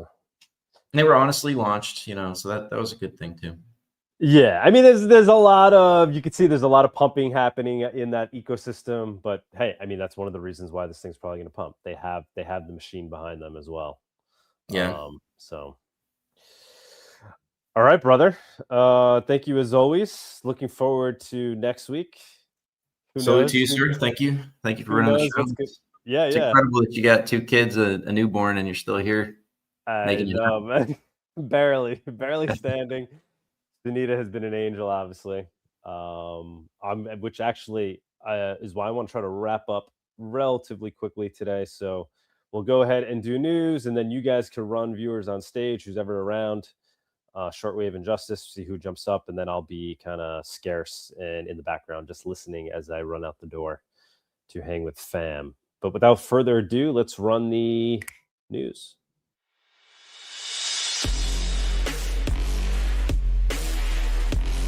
The Monerotopia Weekly News segment is sponsored by WizardSwap.io, a non-custodial cryptocurrency exchange.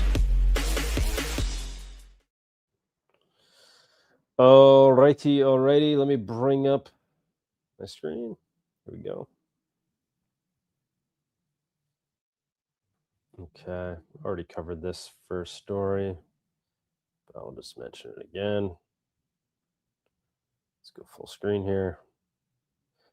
So yeah, Vic, he's been working on yet another project, another big project, right? He has Cake Wallet, obviously. Radar recently launched, which is super cool. Not really directly Monero related yet. Hopefully they will be adding Monero at some point. I'm sure they will. But now he's launched this Arbiter as a separate app from Cake Wallet. But yeah, it's a way to use Hyperliquid, is my understanding.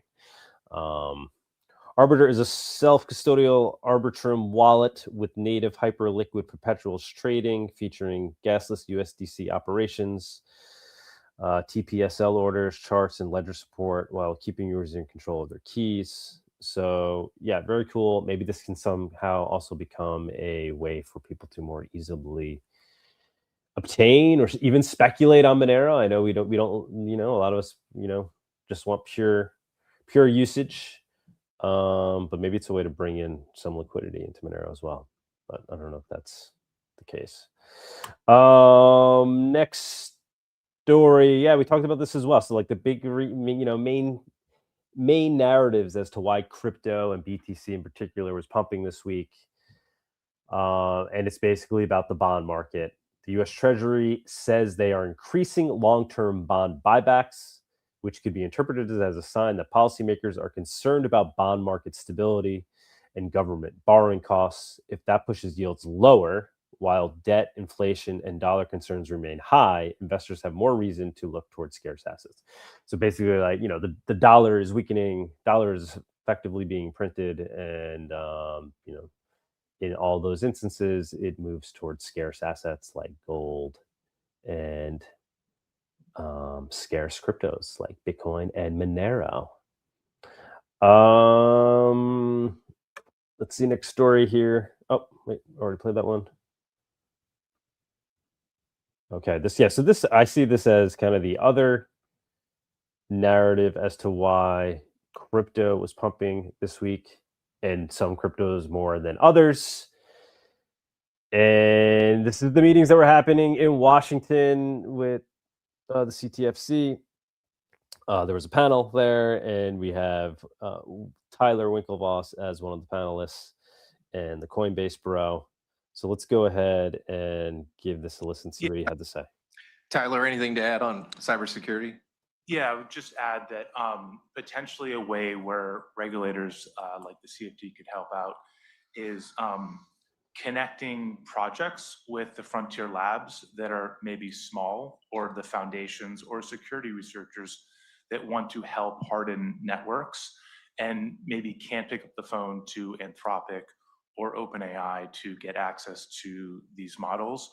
A project called Zcash has modeled how to use AI effectively to find vulnerabilities and patch them and then harden the network. And Zcash is also pioneering formal verification as well, but it's a larger project. It's over a decade old, and the smaller projects may not have that connectivity to the frontier labs. So to the extent that you can facilitate that connectivity, that could be a great way where regulators could help security researchers get these AI frontier models into the hands of the right people in advance of the adversaries.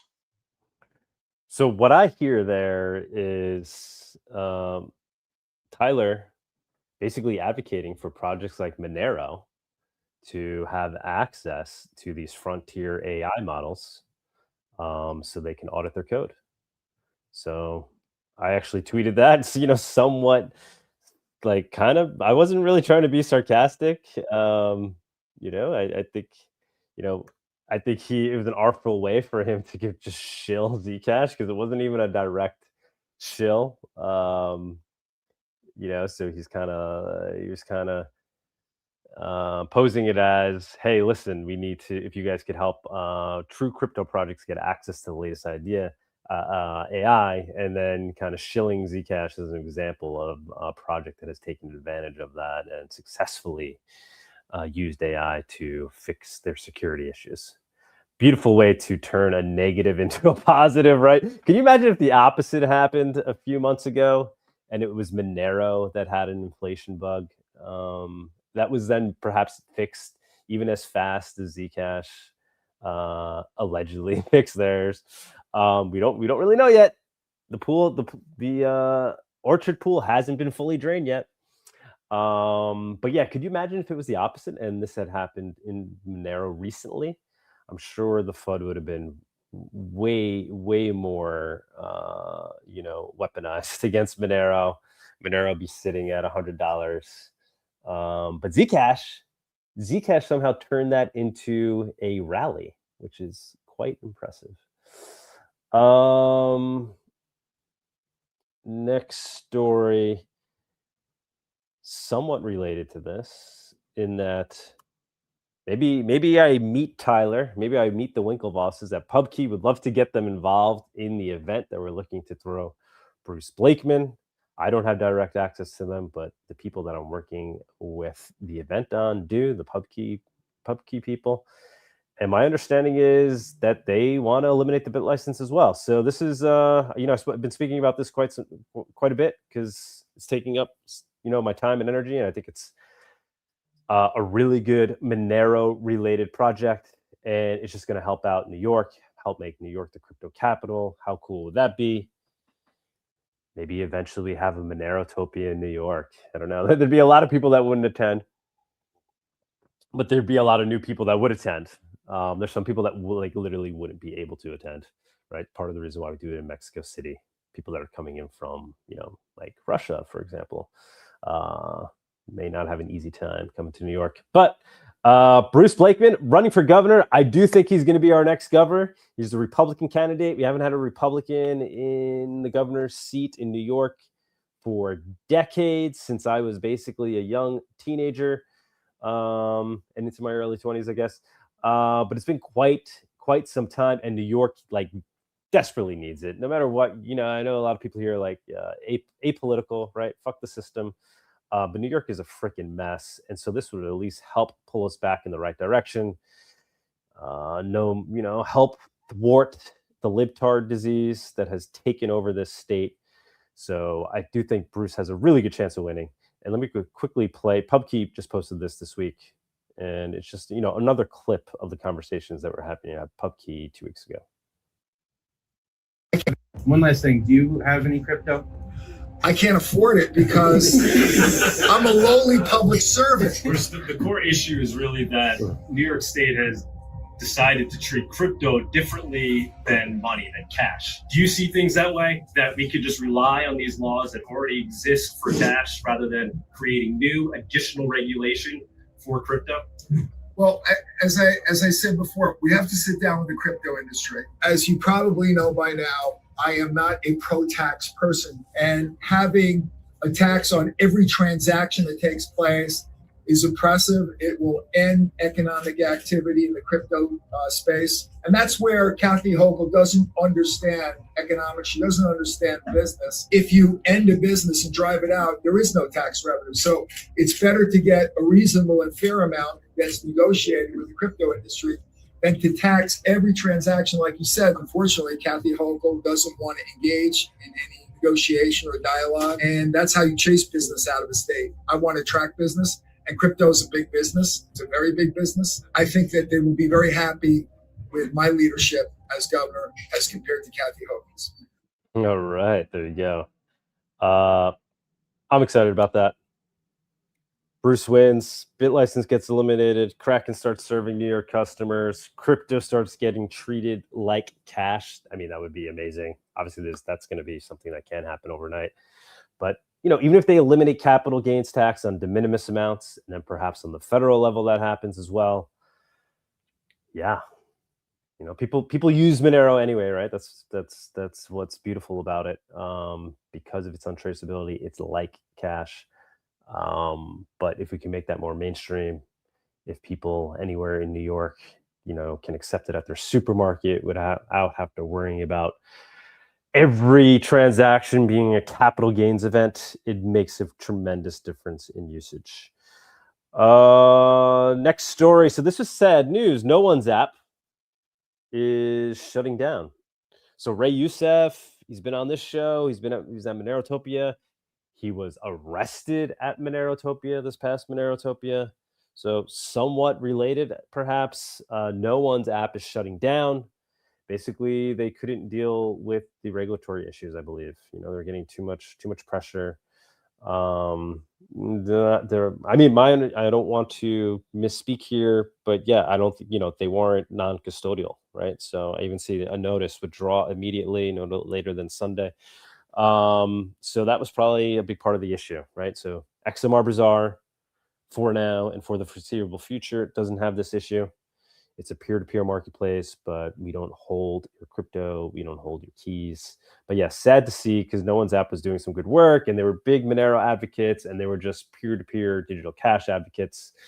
And they had the marketing down well. I think, they had a decent amount of users, mostly primarily in Africa, I think, is where like Ray was really focused.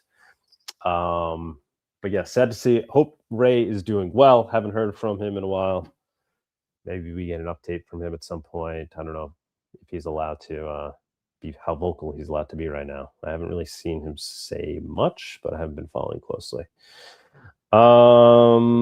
Next story. Magic Grants recently had Trail of Bits, a leading cybersecurity and research firm, audit certain cryptography for Monero's forthcoming full chain membership Proof++ upgrade.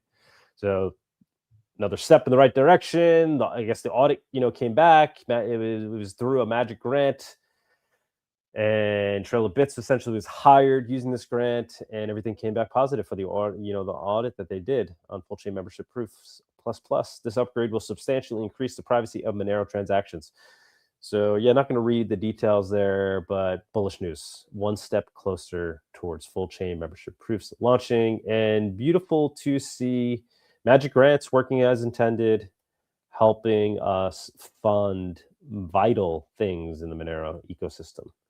So let's always continue to support people like that, right?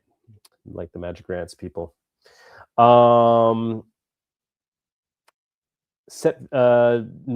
said, I'm starting to think that @Grok does not respond to XMR at all. So this was a rumor going around this week. A lot of different people were trying it, calling out @messaging Grok related to Monero and XMR, and we're getting no responses. So yeah, part of the coordinated dampening of Monero, or just a coincidence and @Grok not being very responsive this week. I don't know. I'll let others try to figure that out, but we might as well assume the worst. Breaking: THORChain has retained latest authority. One of the world's has retained least authority. One of the world's leading privacy security firms to audit upcoming Monero integration. So that's exciting to see. THORChain is going to try to have it properly audited. So least authority will be doing the audit of their implementation of Monero. This is the same for entrusted by major privacy projects, including the Zcash ecosystem. Here's the interesting part. The XMR integration won't wait for the audit to finish. Instead, THORChain is launching with relatively shallow liquidity while the audit and necessary remediations happen in parallel. So that's exciting. THORChain is moving ahead. Talking about this for a while. I personally got completely rugged by THORChain when I was like, okay, I'm excited. They're going to add it. They had a working pilot version of a swap using Monero, and then the next day, THORChain got completely annihilated via a hack. And it was kind of the day after I was starting to place my bet in anticipation of enlisting Monero. So yeah, kind of learned my lesson there. A lot of people were saying, obviously, watch out, watch out, watch out. Luke Parker has constantly pointed out the issues with THORChain. Maya Protocol, I think that's another story I have coming up. This, they also now just got faced an exploit. These things happen, guys, obviously, but it seemed to happen a lot in THORChain. So proceed with caution. Super bullish that we're going to have a way for people to obtain Monero on a DEX, but proceed with caution and just pray that Serai DEX launches soon so we could make that the main liquidity provider for Monero to other major cryptos via a DEX. But yeah, hoping that, they launch, and they launch soon. We'd love to see it. I wish them the best of luck. I had spoken on this show in the past. I was trying to team up with them at some point, but I didn't like that they didn't like my candor with regards to THORChain, and I was only willing to do it if I could also point out the major issues as well as the potential benefits here. Next story we got from Wendy O. She's just a big crypto influencer, has been around for a while. We're actually going to print so hard, and this will be the super cycle. So this is like in the build up to everybody getting excited about the big pump, and the pump did happen. So this is another, perhaps part of the narrative as to why things are pumping. Let's go ahead and listen to what he has to say. Hey, Doug, there's an XMR chat. All right, we got an XMR chat. What's the XMR chat? The Portuguese translation of Zero to Monero is being revised and is now around 200 pages long. Thanks to everyone involved. You have helped turn me into another XMR auditor, and long live Gamma, the unknown secret behind the generator. Okay, awesome, man. I don't know if you want to jump up on stage and tell us more about that. Thank you for your contributions. Zero to Monero, it's kind of heavy stuff, but yeah, if you're a dev and you want to get into Monero, you should definitely be checking that out. But let me go ahead and keep running through the news. We can do XMR chats after, unless it's completely related to the story. When I took office, I pledged to ensure that the United States remains the crypto capital of the world. For too long, issuers and investors had to navigate an activist SEC weaponized against this asset class. The result has been uncertainty and inefficiency, chasing crypto asset innovation outside of the United States. So today, I'm excited to announce that the SEC is taking the most historic step yet to modernize federal securities regulations for crypto assets. The United States must and will lead. Our new rule proposal, Regulation Crypto Assets, will ensure that we do. Now, let me be clear. The SEC continues to support congressional work on the Clarity Act, and we expect to see the bill reach the president's desk. Under our current statutory authority, we are acting. The work before us is too important. The Commission's March 2026 interpretation explained how a non-security crypto asset may become subject to, and how it may cease to be subject to, an investment contract, which is a security under law. Regulation Crypto Assets provides issuers of those investment contracts with a clear path to comply with federal securities laws within those parameters. Today's proposal sits at the center of this Commission's capital formation agenda and is essential to providing a framework for crypto asset fundraising. It is the Commission's answer to the question that has puzzled innovators since the birth of the blockchain. How can I raise capital to develop a crypto asset while I am still working to develop the network where it will be used? While Congress continues its important work to advance crypto market structure legislation for the president to sign, the world and our markets keep evolving. By moving forward with our current statutory authority, we can help ensure that America remains the world's premier destination to innovate, to raise capital, and to build the next generation of financial infrastructure. All right, so there you have it. Paul Atkins is basically saying the U.S. is moving towards making ICOs completely legal again. I guess there'd be some process, though, with the state, but essentially you'd be allowed to do it. Light on details. Interesting. We just had a show, was it last week or the week before? We had the Simple X guy on, and he's talking about how he's basically raising funds and how to avoid the ICO route, right? Because there's no clean way to do it. And he was using some other method, kind of a way to raise funds for giving ownership in return. Obviously, the most ideal way would be via ICOs, via crypto, right? If the government just steps aside and says ICOs are completely legal, will be interesting to see. So that people are saying that was part of the reason why crypto was pumping.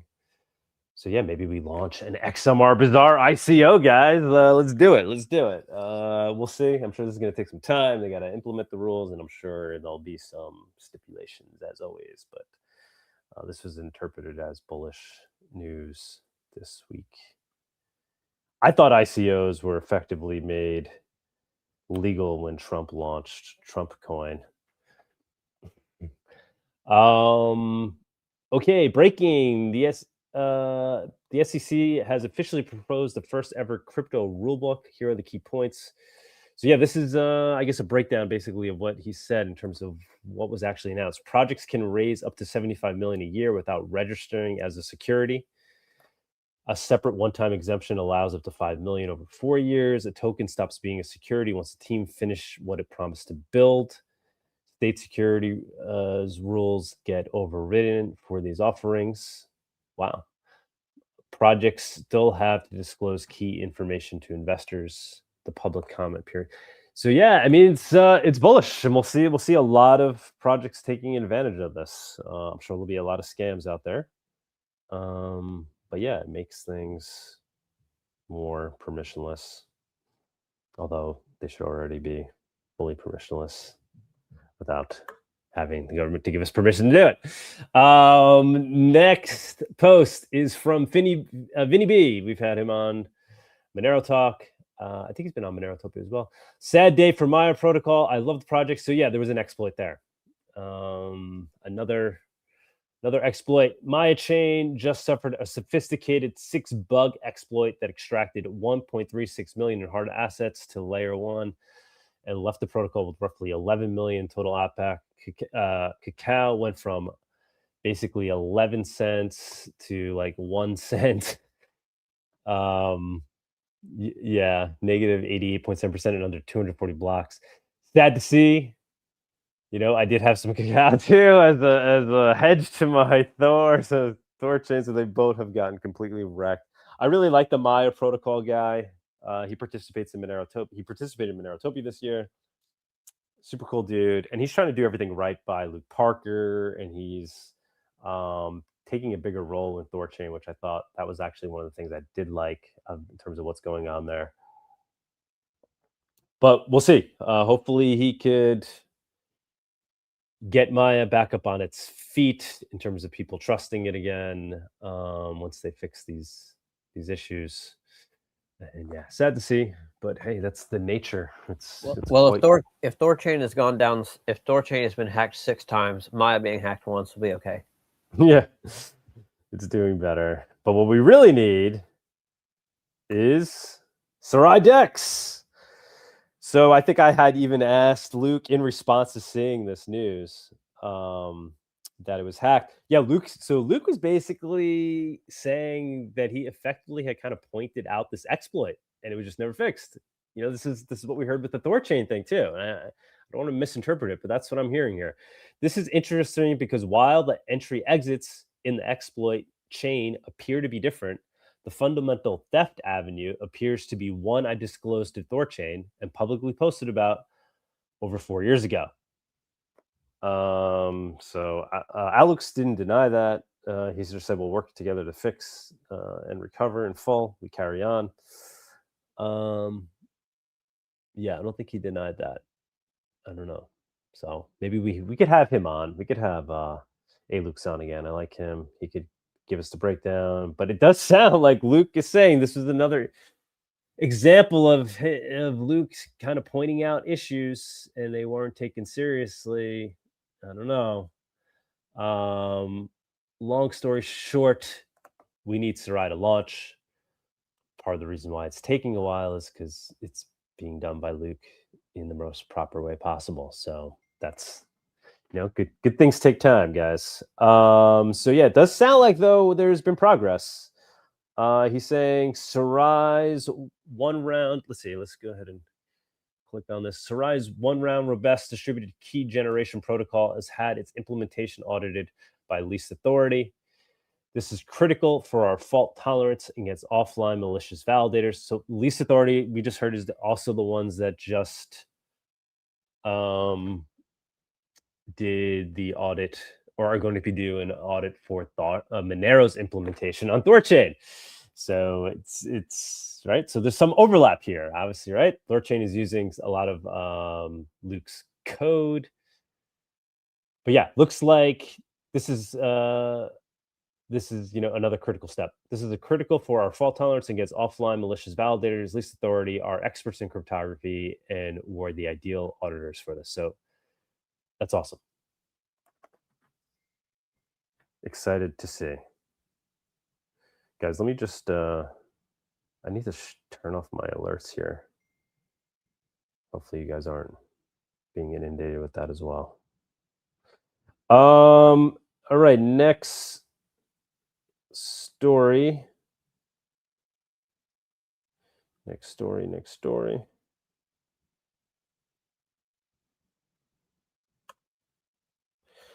We have Schmidt. He's so giving us the update on the latest Monero Research Lab news. He does a good job summing things up. Monero, this is from this week's meeting. Monero devs are exploring relative locks with full chain membership group ++.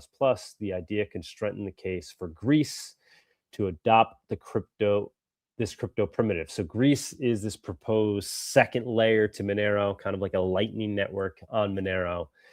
And it sounds like if Monero devs add this relative locks feature with full chain membership proofs, it could perhaps help with that potential implementation if that were to happen. So that's exciting to hear. Exciting to hear. I know, people are still kind of deciding where they stand with Greece, but it's good to see where it goes. And a second layer, some people, I guess some purists think Monero doesn't even need a second layer. You just rely on its dynamic blocks. But important to see that there's continuous progress being made there. So Roman Storm, he responded to Trump's video where he's basically touting crypto this week, saying, U.S. is a crypto capital. We ended the war on crypto. And Roman Storm saying, not yet, Mr. President. Obviously, he has seen the other side of the administration, and he has not been helped to date. There's others as well, the Samurai Wallet guys. Ray Youssef is now being, attacked. So while Trump is proclaiming the war on crypto has ended, there are certainly still people on the front lines that are being affected very much by the war that still continues against crypto in some ways. So not there yet. Maybe those things start to improve as well. I think it was interesting too. I don't want to misspeak here, but I think in Trump's remarks, I could go back and play them, but I just moved on to the next story. I don't think he mentioned Ross Ulbright at all, right? You think he would have that on his list of things where he's saying, they ended the war on crypto? I don't even think that was included in his list. So, right, they're trying not to focus on those aspects. But the truth is, they have to deal with the politics, right? And the Democrats are very much on the other side of crypto, and these are the kind of policy arguments they're using, right? That it's, it's crypto is dangerous. Crypto is dangerous. We got to protect the people. So politically, I guess they try to avoid highlighting those things. But we would like to see them take more action to help those that have been negatively affected by the war on crypto. Ricardo Martinez tweeted heavy we trace Monero vibes from this article. So I guess there's this allegation that Google Pixel phones were being cracked. I don't know the details on that. Shortwave, I don't know if you follow that story at all. Shortwave, are you there? I haven't heard of this story, no, but that doesn't mean much. Yeah, it's, I don't think it's been really proven that they're, really being fully hacked. The Netherlands Forensic Institute has found a way to crack Google Pixel phones, though it did not say which operating system the phone was running. There's a high chance they were using an OS like Graphene OS. So, all right, so then it's not even mentioned whether or not it's not even known if it was actually Graphene or not. Since all three suspects were using Google Pixel phones. So yeah, it could have been like one of these kind of gotcha OS systems that are marketed to criminals where they say, hey, use this privacy phone. You can buy with Monero. It's totally solid. You can trust it. So it could be one of those deals, not a true Graphene OS. Yeah, phone. I doubt it. I doubt it was using Graphene OS. If even people like Cellbrite can't do it, I doubt it. Yeah, so that's why he was saying this like Monero vibes. We've traced Monero, right? Similar vibes. We broke Graphene. So this is just a sign of the times here. And that people are waking up to mass surveillance in many ways. Normies are waking up to it. Normies do not like the flock cameras. So this guy was making an artful point. The Emperor is a fan of flock and we must continue utilizing flock technologies so that we can follow and surveil the rebel scum. So Darth Vader showed up at a local town board and saying he likes the flock cameras. Why are everybody against the flock cameras? He actually likes, he's pro flock camera. Of course, Darth Vader would be pro. As they move from playground to playground, from playground to pool, from pool to gymnasium, because we all know that the flock cameras are not only following the license plate readers, they are following children. They are following children in parks and gymnasiums, and we need this. I need this so I can stalk my ex-girlfriend. How? I don't know what town that was in. Oh, that's awesome. Yeah, but we need Darth Vader hitting all the local town boards across the U.S. Maybe he'll accept Monero donations for that. But yeah, this is encouraging to see, right? Scary that flock is literally everywhere now. It's already like everywhere. But encouraging to see that the mainstream people, normies, are waking up to this, and they don't want the flock cameras. At the end of the day, people do want privacy. Believe it or not, even if they have nothing to hide, people like pulling their curtains down. They like being able to take their dog for a walk without the whole world knowing where they are. They like being able to get in their car and drive somewhere and not their exact location not being known by everyone all the time or authorities. People like this. They like freedom. They like liberty, and they're waking up to the fact that they may not be as free as they think. So I'd say that's good news for Monero, obviously, right? Just getting those concepts into the general, making it part of the zeitgeist and thinking here. Speaking of the flock cameras, apparently there's a big thing going around about cutting down flock cameras on Halloween. Now, we here at Monerotopia don't endorse such actions, but apparently there is something about that going around. People paying bounties, Monero bounties for flock cameras that are taken down. Oh boy. Oh boy. Yeah, I'll let somebody else run with that thought. Monero, ha ha ha ha. So news just dropped last night from Coffnix. He's been invited on this show. Maybe we'll get him to come on. Seems like a cool dude. Yes, this is crazy. So I don't really follow this closely. I'm not but GTA 6 leaker CyberLeak now wants 400 XMR just to open account. So I guess GTA 6 was leaked. I don't know. Have you been following this one, Shortwave? There's some guy out there who I guess got access, right? I heard the piece of news, but I don't know much about it. But if he gets 400 Monero, good for him. No, yeah, it's crazy. Well, also obviously, so he's doing illegal things, but right, he wants to get paid in Monero because he doesn't want it to be traceable, right? So he's choosing Monero, right? He's a rational actor. A lot of people like the guy, right? Because they like that GTA 6 is being leaked footage and whatnot. People can see. But what's crazy is he's essentially charging for ad space. So you can have a watermark on there. You pay in Monero, and you can advertise things as people watch these leak GTA 6 videos, which is just insane. Like, wow, that's just incredible. And Monero is being used for it. Usage, whether you think it's moral or immoral, another example of Monero being used. And insane that he's asking for 400 Monero.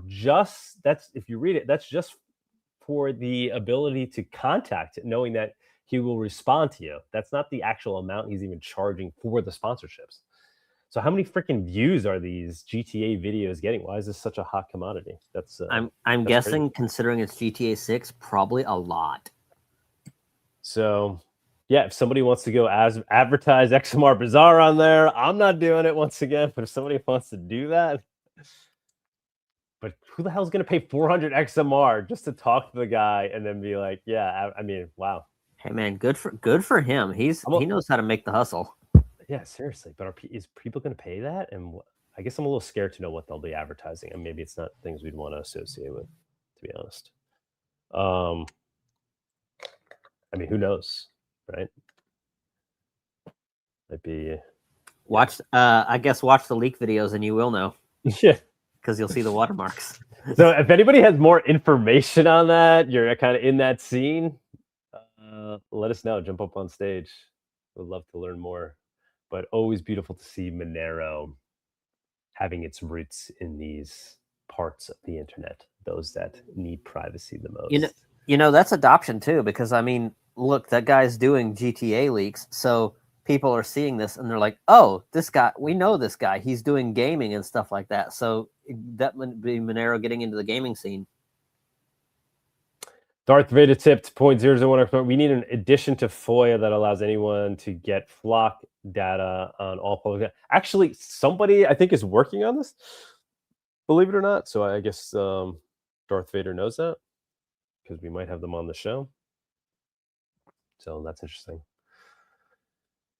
Yeah, flock for government vehicles, Bitcoin for government treasuries, right? So we could see where the money's going. All governments should function. All local governments should hold their treasuries and in Bitcoin, and we should see the budget. See all the numbers. Watch the money as it moves from taxes into their coffers and then out to contractors, right? That would be ideal. And the Monero for the people, right? This is the ideal vision. That is all the news for the week. Obviously, the other big story was just the price, and I think we thoroughly covered that with Body. So now we can move on to viewers on stage. If anybody wants to jump on up. And we should try to convincing indie devs to accept Monero for their games. That might be fun. Yeah, that's a great idea. That would be a good use case. I'd like to see Monero used in that way for sure. But yeah, let's go ahead and run viewers on stage.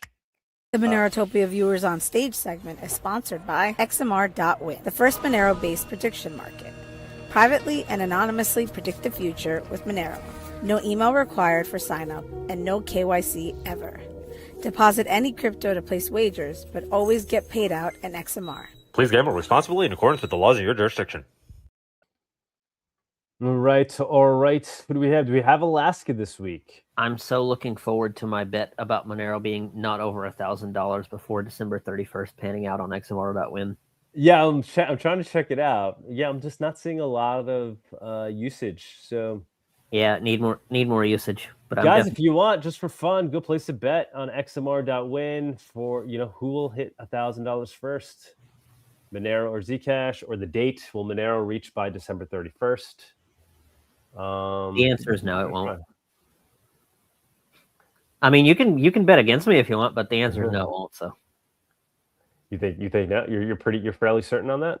I'm fairly certain on it. It's not going to happen. That you don't think Monero will hit 1,000 by December 31st? No. What do you think Zcash will hit? I don't know. Don't care. I don't pay attention to Zcash. I think I think we're gonna see Monero hit new all-time highs. It's gonna be like 2018 again. There's gonna be a bull run.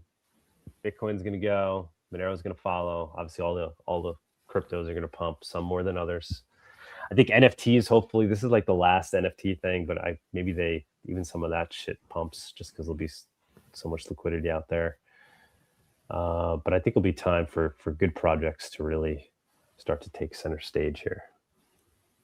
Yeah, that's my hopium. I'm guessing that same thing too is like the things that are going to get like liquidity this cycle are the actual useful projects. We're not going to see any of these NFTs and fucking Dogecoins and shit. Yeah, these decentralized exchanges, these like hyperliquid, right? Essentially, privacy, quote unquote, privacy coins, things that have really, done well with the smart contracts, useful things that need to exist alongside Bitcoin. And I would think Bitcoin is going to lose some relevance. We'll see.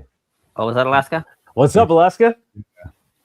So I have a conspiracy theory about this topic that I don't know if anybody else would think is interesting, but Oh, do tell. there's a lot of people who have noticed that in a lot of ways, Monero has decoupled from Bitcoin, and yet Monero tends to benefit from Bitcoin pumps. And a few years ago, I had the thought in the back of my mind, and it just keeps being validated.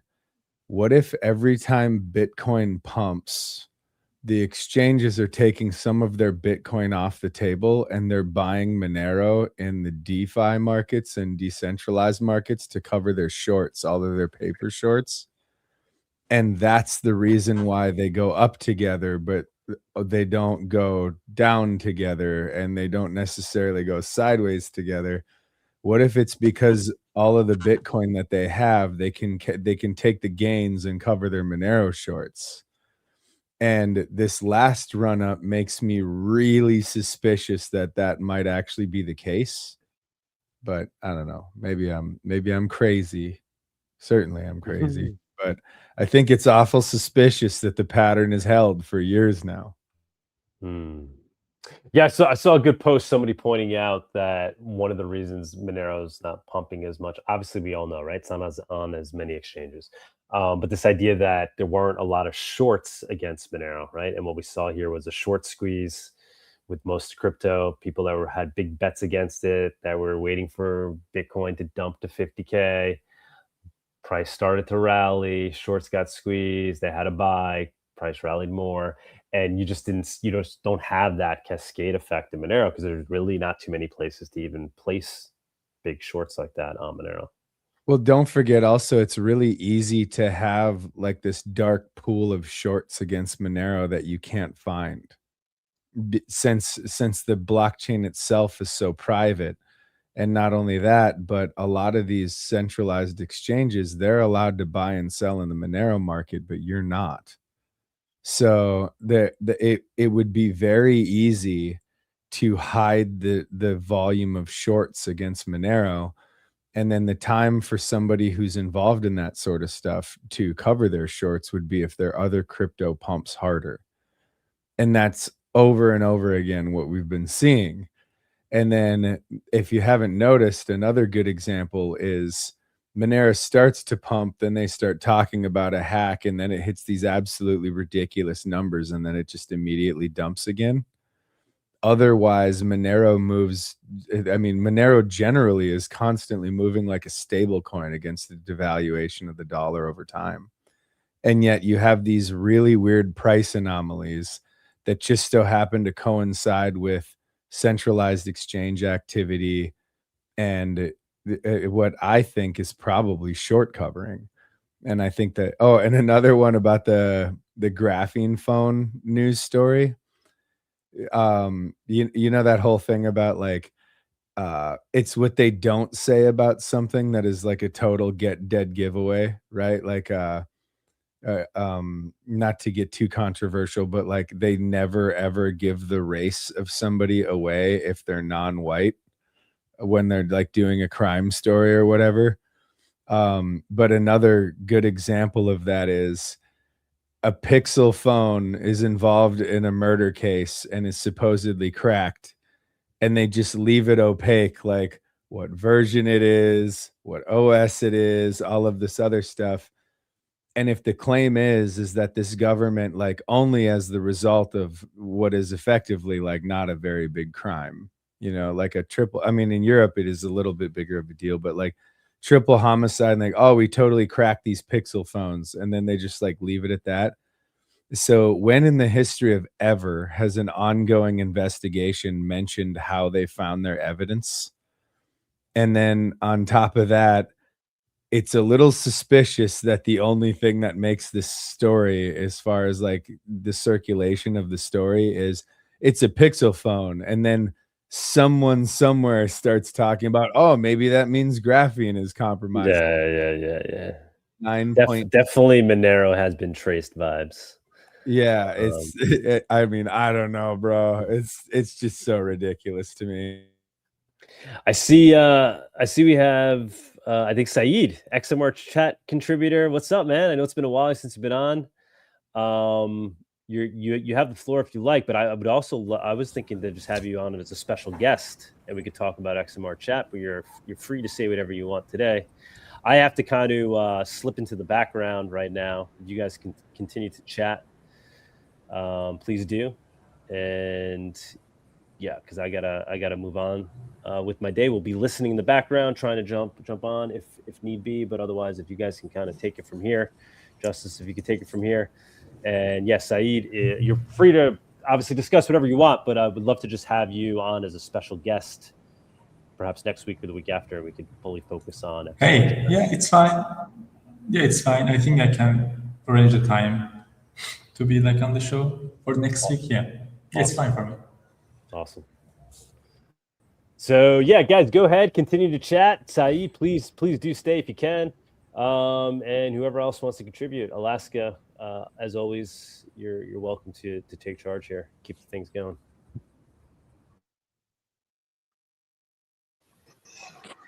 Yeah, see you soon. See you there, Douglas. Have a good one. Thank you, guys. Have the best one.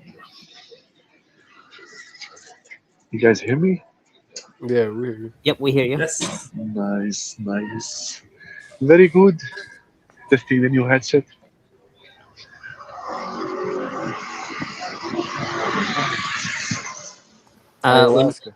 When you don't have anything to say, though, please mute. Alaska.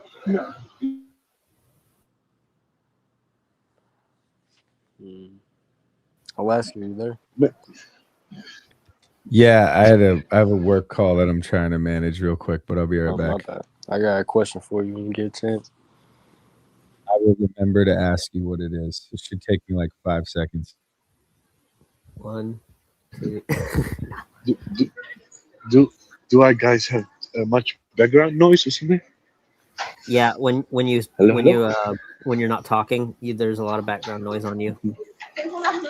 That's it. So I should keep talking or mute myself. Yeah, exactly. So if you're not going to be talking, mute. So yeah, well, yeah, maybe I can pop up something that's recently going on. Is this Graphene OS thing? Just Monerica just made a movie out of it. Monerica, and it says it claims that it is the most private phone, Monero phone. I was like, maybe I should not agree. Maybe there are better ones, like maybe Postmarket OS, maybe everything except Pixel phone on the hardware level. But yeah, maybe a question for you, Shortwave. You know, I'm not sure how secure Postmarket OS is. I know that Postmarket OS is rather unused, like rather unknown. So you might be able to get some security through obscurity. But as far as like actual like hardening, I don't think there is any, to my knowledge anyway. But I'm very new to Postmarket OS and haven't actually played with it, so I'm not totally sure. Well, I think you should keep it at most private phone. So it's a different. Most secure is another thing, yeah. Oh, okay, yeah, I see what you're saying. Postmarket OS as the most private phone as opposed to the most secure. Maybe just because of the fact that you are running pure straight Linux on a Postmarket OS device. So maybe. Yeah, there we go. There we go. So I was just like asking myself, should we not should we put first things first and say like, hey, de-Google yourself from the hardware level first, and then secondly on the software level. How can you trust a Google hardware device putting any OS on it anyway? I would say that anybody who should get a Postmarket OS device. I'm planning on doing so. It's not ready for, like, I don't think it's ready for what you would call mainstream yet. So like your grandma probably couldn't use it yet. But if you're willing to put up with the slight inconvenience of trying something different, I really do think that it's time for most of us in the Freedom community to at least try something like post-market OS, because Android is eventually going to go away. Google is trying to make sure of that. Well, sort of, but I don't necessarily agree that the Android is going to go away thing is, it has to be true. The problem is how much development goes into Android that is like funded and run and so on by Google developers. But I could see a way out of that. Like if, for example, like with the bond market crashing, if like DARPA funds are cut and now Google gets less government cheese, right? Then they wouldn't have such an outweighed digital presence in the development of all of that. Or another good example would be if enough developers basically like took and forked and ran the project themselves. That would be another good way to do it. But I would point out that shortwave has kind of the safer bet on this one. But I think the real weakness right now is how far behind the open source community is in a hardware space. I think that that's like definitely the most concerning thing right now. Yeah, I definitely see where you're coming from in that. I'm very interested in trying out a RISC-V CPU at some point too.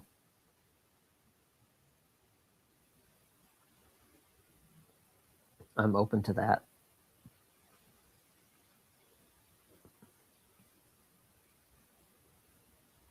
Because as far as I'm aware, like RISC-V is the most open source CPU architecture in existence, to the best of my knowledge.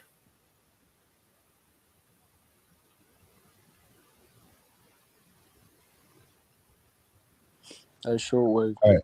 If you wanted to ask that question still, bro, I'm listening. Oh, yeah. I seen under your name it said rainwater collector. What's So that that's like? You got like a first flush system? Or you got some well, okay. What you got going on? So I've got this buddy who's up visiting, right? And he's a regular Monero talk listener, like or enjoyer, let's call it.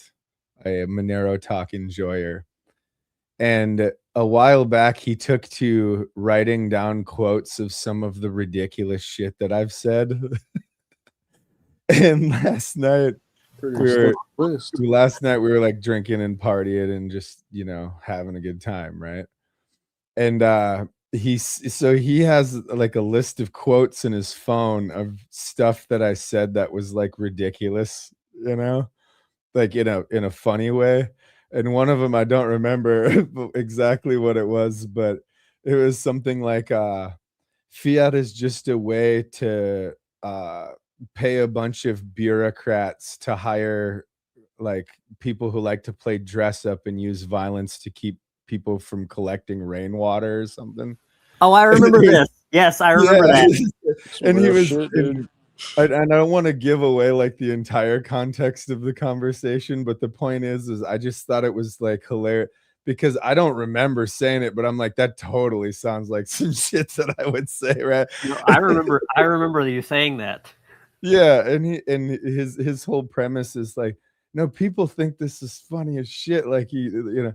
And I guess I never really thought of it that way. This is just like who I am. I like to rant like a crazy person, but apparently there's like entertainment value in me going off the handle about like, I don't know. So this was like kind of a shout out to him. It was like a joke about, you know, that like being the guy who would stand against the government for whatever. It's like, you know, I'd die on that hill. Like, fuck you. I'm going to collect rainwater and there's nothing you can do about it. You know? How did your crypto? I'm going to head out. Talk to you later. All right. Have a good one. Peace out, man. Bye. God bless you, sir. Thank you for your service. Tune in next week.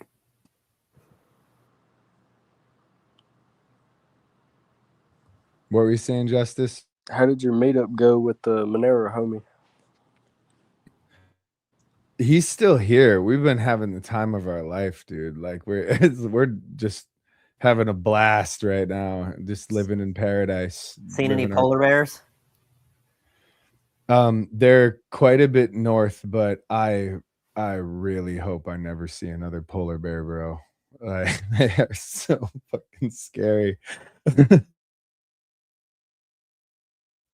I don't know that it's necessarily the time to say it yet, but he came up just to hang out, right? Just to and that was one of the rants that I went on earlier about how, like, I have so many close friends now that I met at Monerotopia, and they're like bros.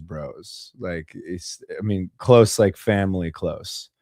And this is just another example, right? Like, this dude, like, we just vibe, bro. My whole family just loves the fact that he's up here, and we're just having a blast, and he's just super cool, dude. And I wish he would be more comfortable, like, sharing a little bit more. I mean, I know you guys after hours, like, got a chance to kind of figure out who it was and whatever, but like, he's dope, man. He's super cool.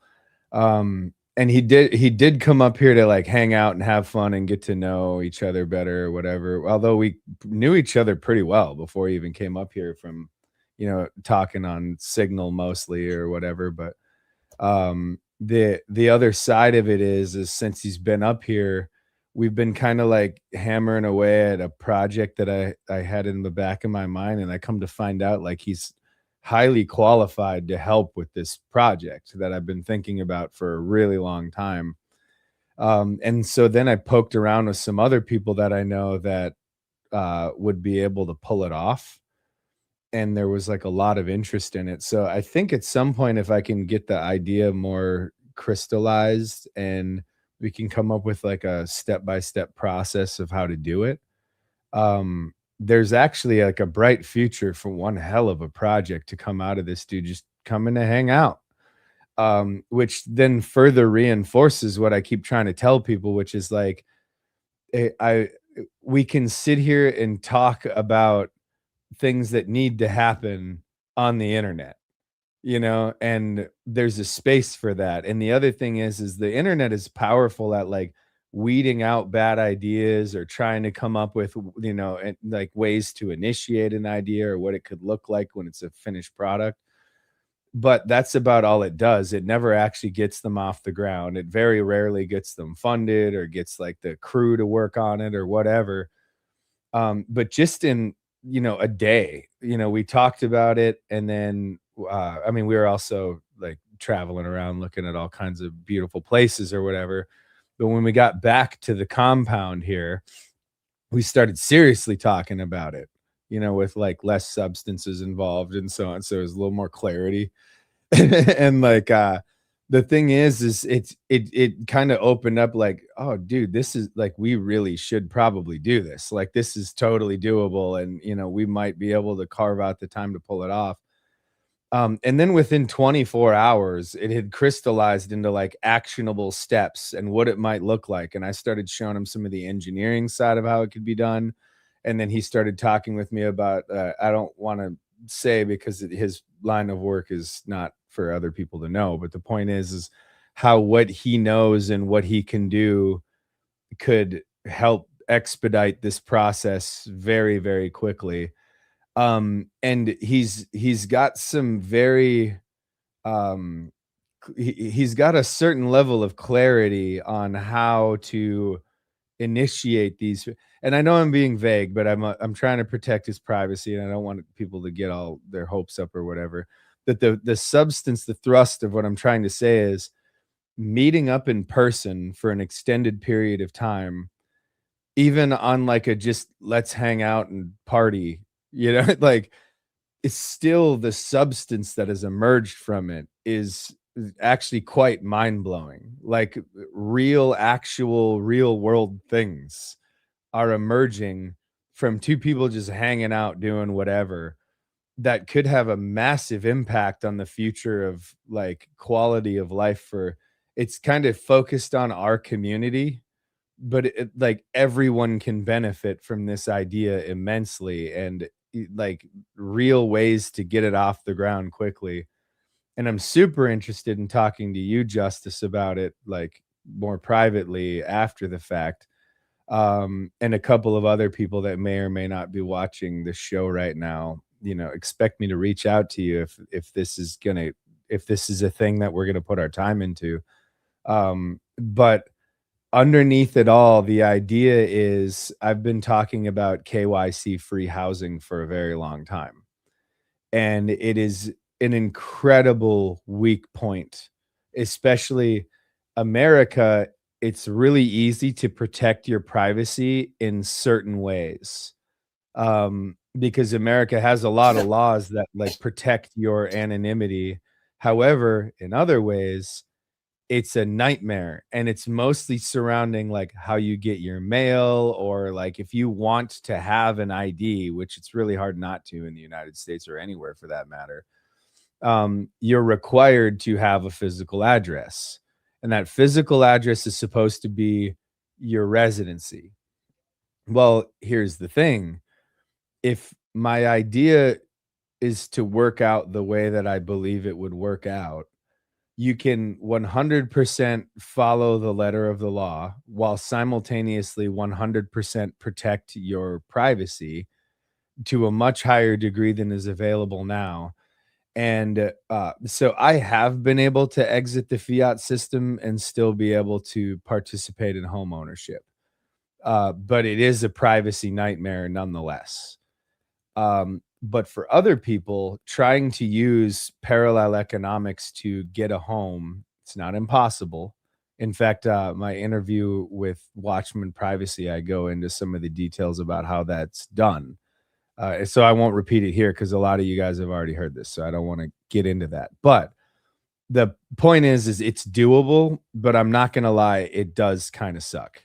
Like, it's already hard enough to get into the housing economy in the United States or pretty much everywhere right now.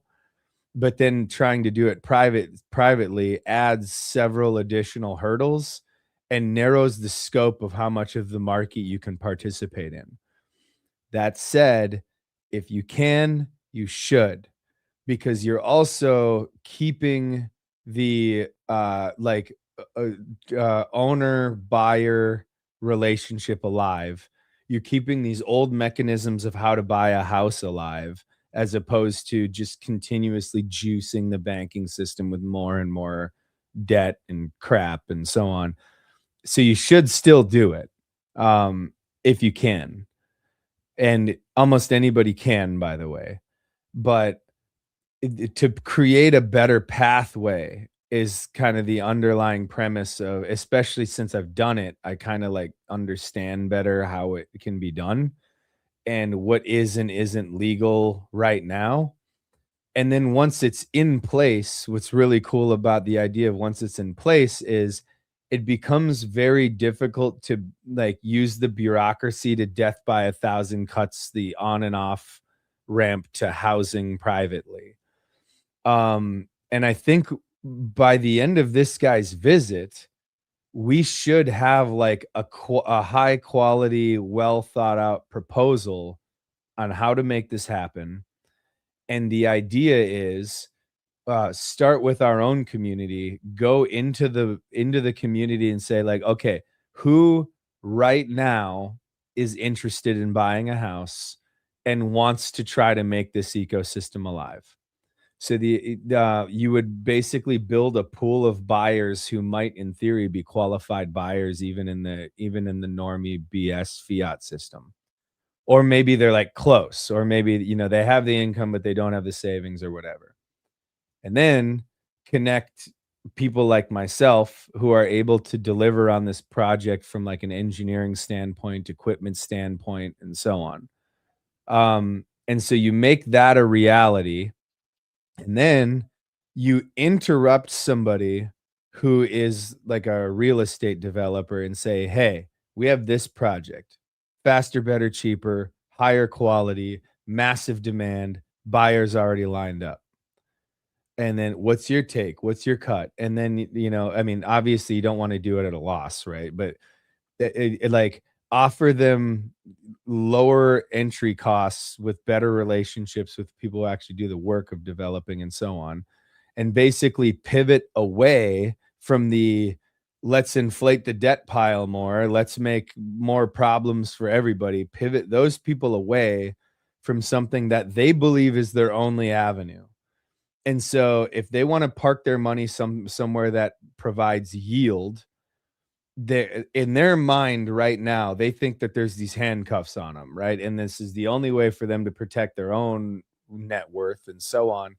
And I'm not going to hate, right? It's like, you might be getting a little greedy there, bro. But at the same time, it's like, well, if everything is fucked, like what is, at least protect your family. I get it, whatever, but provide them with another avenue that isn't ruining everything. And instead is like moving humanity in the right direction, and show them that it's also a safer investment and it has higher returns. And the proposal will be out there soon if I think it's going to work. And since you asked, otherwise I probably wouldn't have said shit at this point in the show or whatever. But once again, people listening, screw all of this gibberish about like, economics and blah, blah, blah. Listen to this part. Meeting your bros in person is how you change the world. And you do it in your own little way, your own little piece of the puzzle, but multiply that out by a few hundred of us, and it would literally change the world. And you got to, and find a way to do it where you're not just meeting some stranger that's going to be dangerous or whatever, but do it. Get out there and meet your bros offline. You've got to do it. And what it does to your physiology and your psychology, that alone makes it worth it. Meeting real humans in person. And a lot of us Monero people, we've gotten numb to the fact that like we're always, kind of the outsider, the crazy person according to like normie land. But what you start to realize is that's not actually true. There's a lot of us out there, and there's a lot of us who care, and there's a lot of us willing to put the work in. And when you don't feel like an island all the time, whether or not it bothers you, it will accelerate your ability to deliver on your dreams and your goals by getting out there and meeting your bros. And that's my 2 cents on this one. Hell yeah, man. One criticism. That's your 2 picos.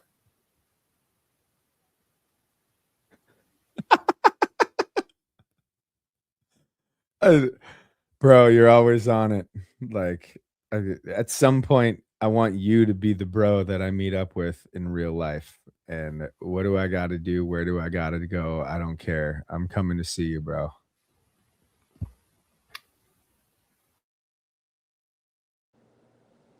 Cellar Door is very active in the chat here. I'm going to start with some of the timestamps that are a little closer. That line about carefully chained edge cases seems pretty important. I agree with that.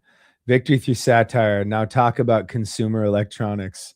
So the next one is pretty interesting. So just noticing, he's talking about, at least I would assume he's talking about how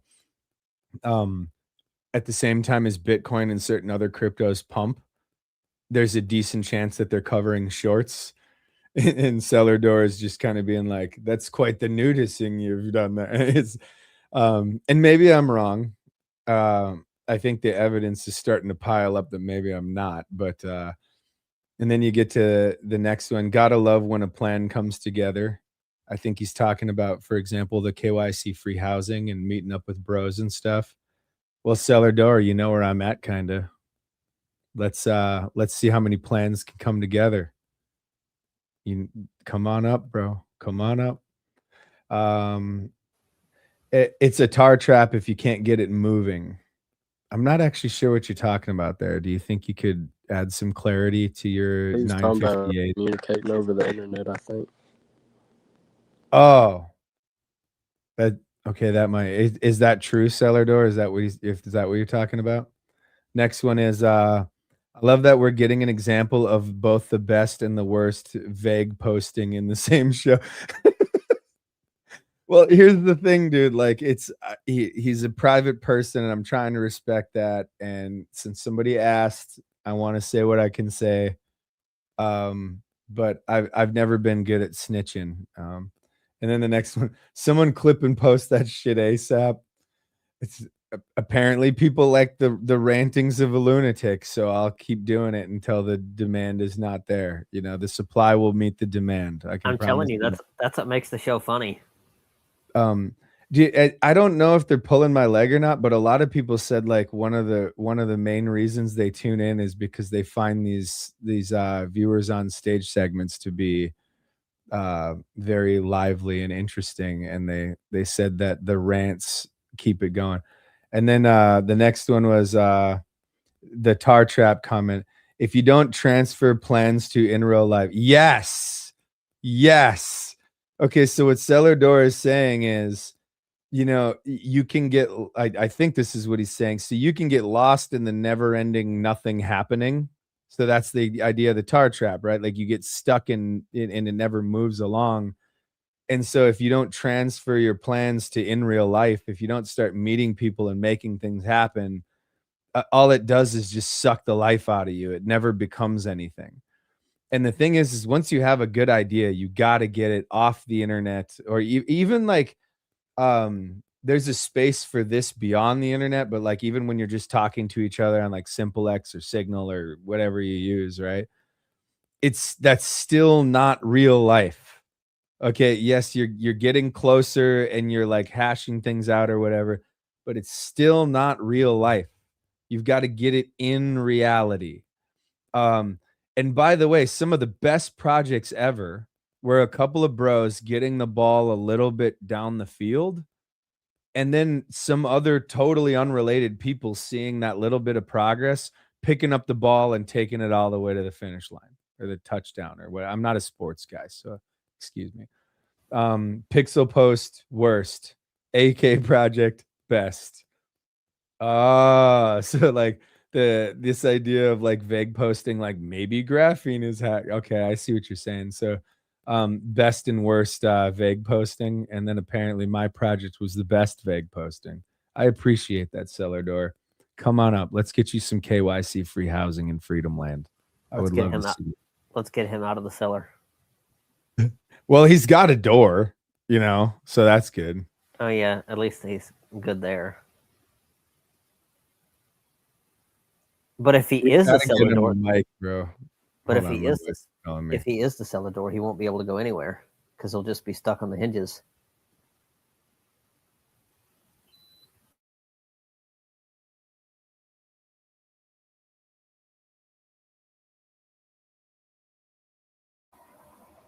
My wife is totally memeing on this entire show right now.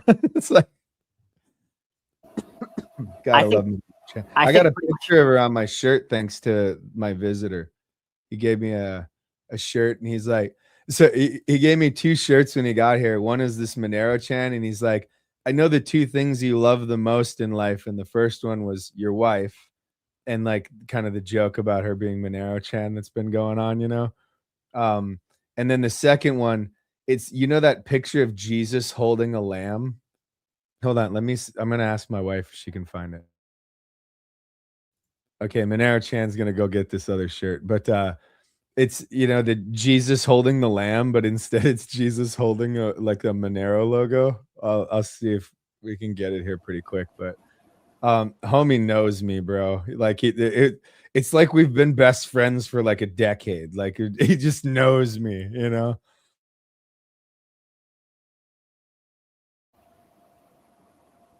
That's funny. Yeah, Sailor goes like, I didn't know it was a joke. Thought she was official. Well, honestly, I think she spent more time in the Monero-chan cosplay than just about anybody else at this point. So like, and I mean, dude, she really does look like Monero-chan. You know what I'm saying? We can just, as the Monero community, we can just unilaterally adopt her as Monero-chan since she's the one who's played the part the best.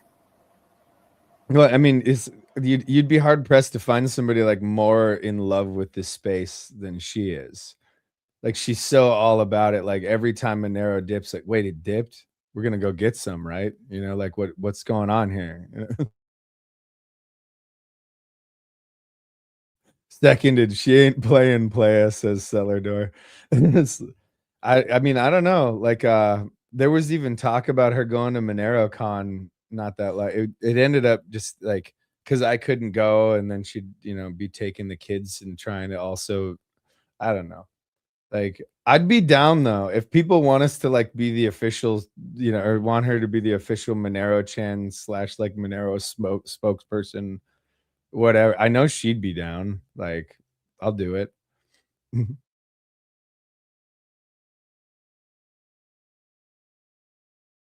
She's looking for the shirt right now. I probably need some coffee. That's the one downside to my homie being here is it's been like a never-ending lit party type environment for about 2.5 weeks now, and I'm just like, oh, barely hanging. It feels like going to Monerotopia. By the end of it, you're like, I wanted to keep going, but I think my body is starting to fail. Like I don't know if I can keep going. I'm too fat for this, right?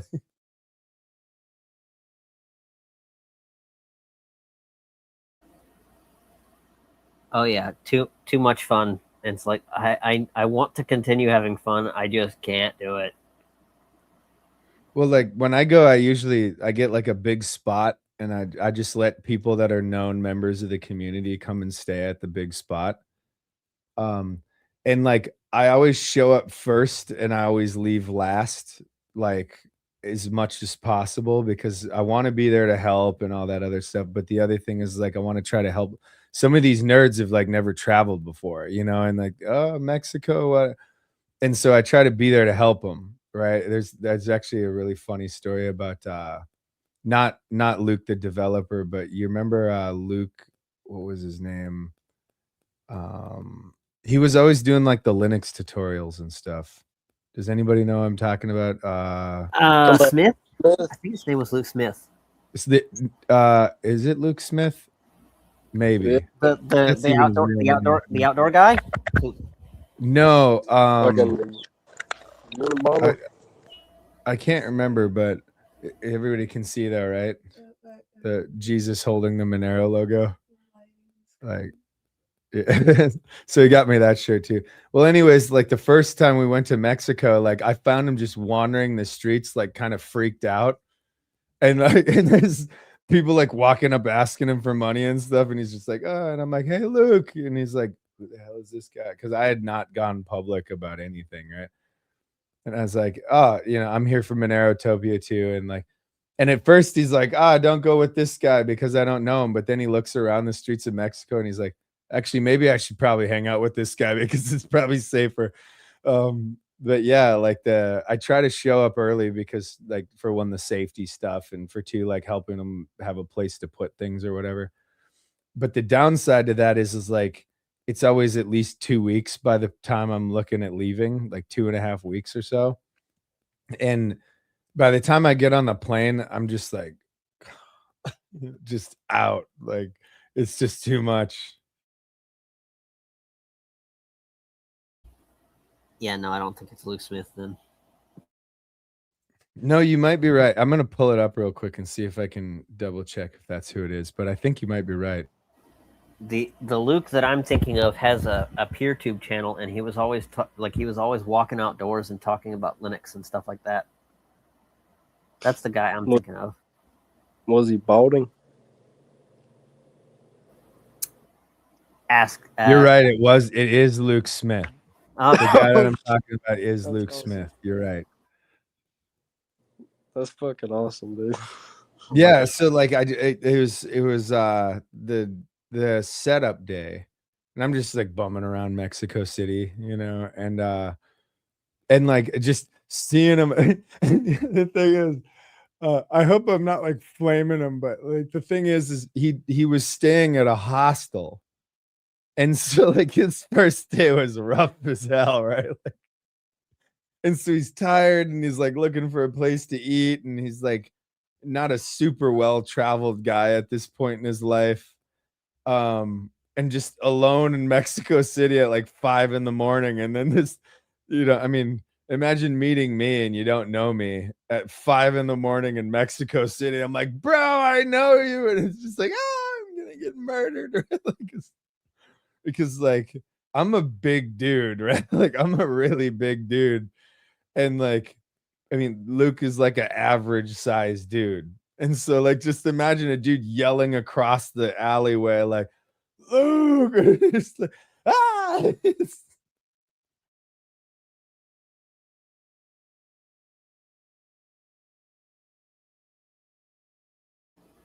Like, I'm not going to make it home, am I? I mean, his best chance to make it home was probably trusting me, because like, I'm not even joking. Less than like 5 minutes later, there were two drug dealers like fighting, like bloody fighting outside of the police station. And it's like, it was a, I mean, I don't know how much I should share the whole story, but the point is like, there were reasons to be nervous. Let's just put it that way. And it was probably the right choice for him to partner up with Alaskanon, because like, it's not my first rodeo with like a shady environment. You know what I mean? So it was probably the right choice for us to partner up for sure. Yeah, probably.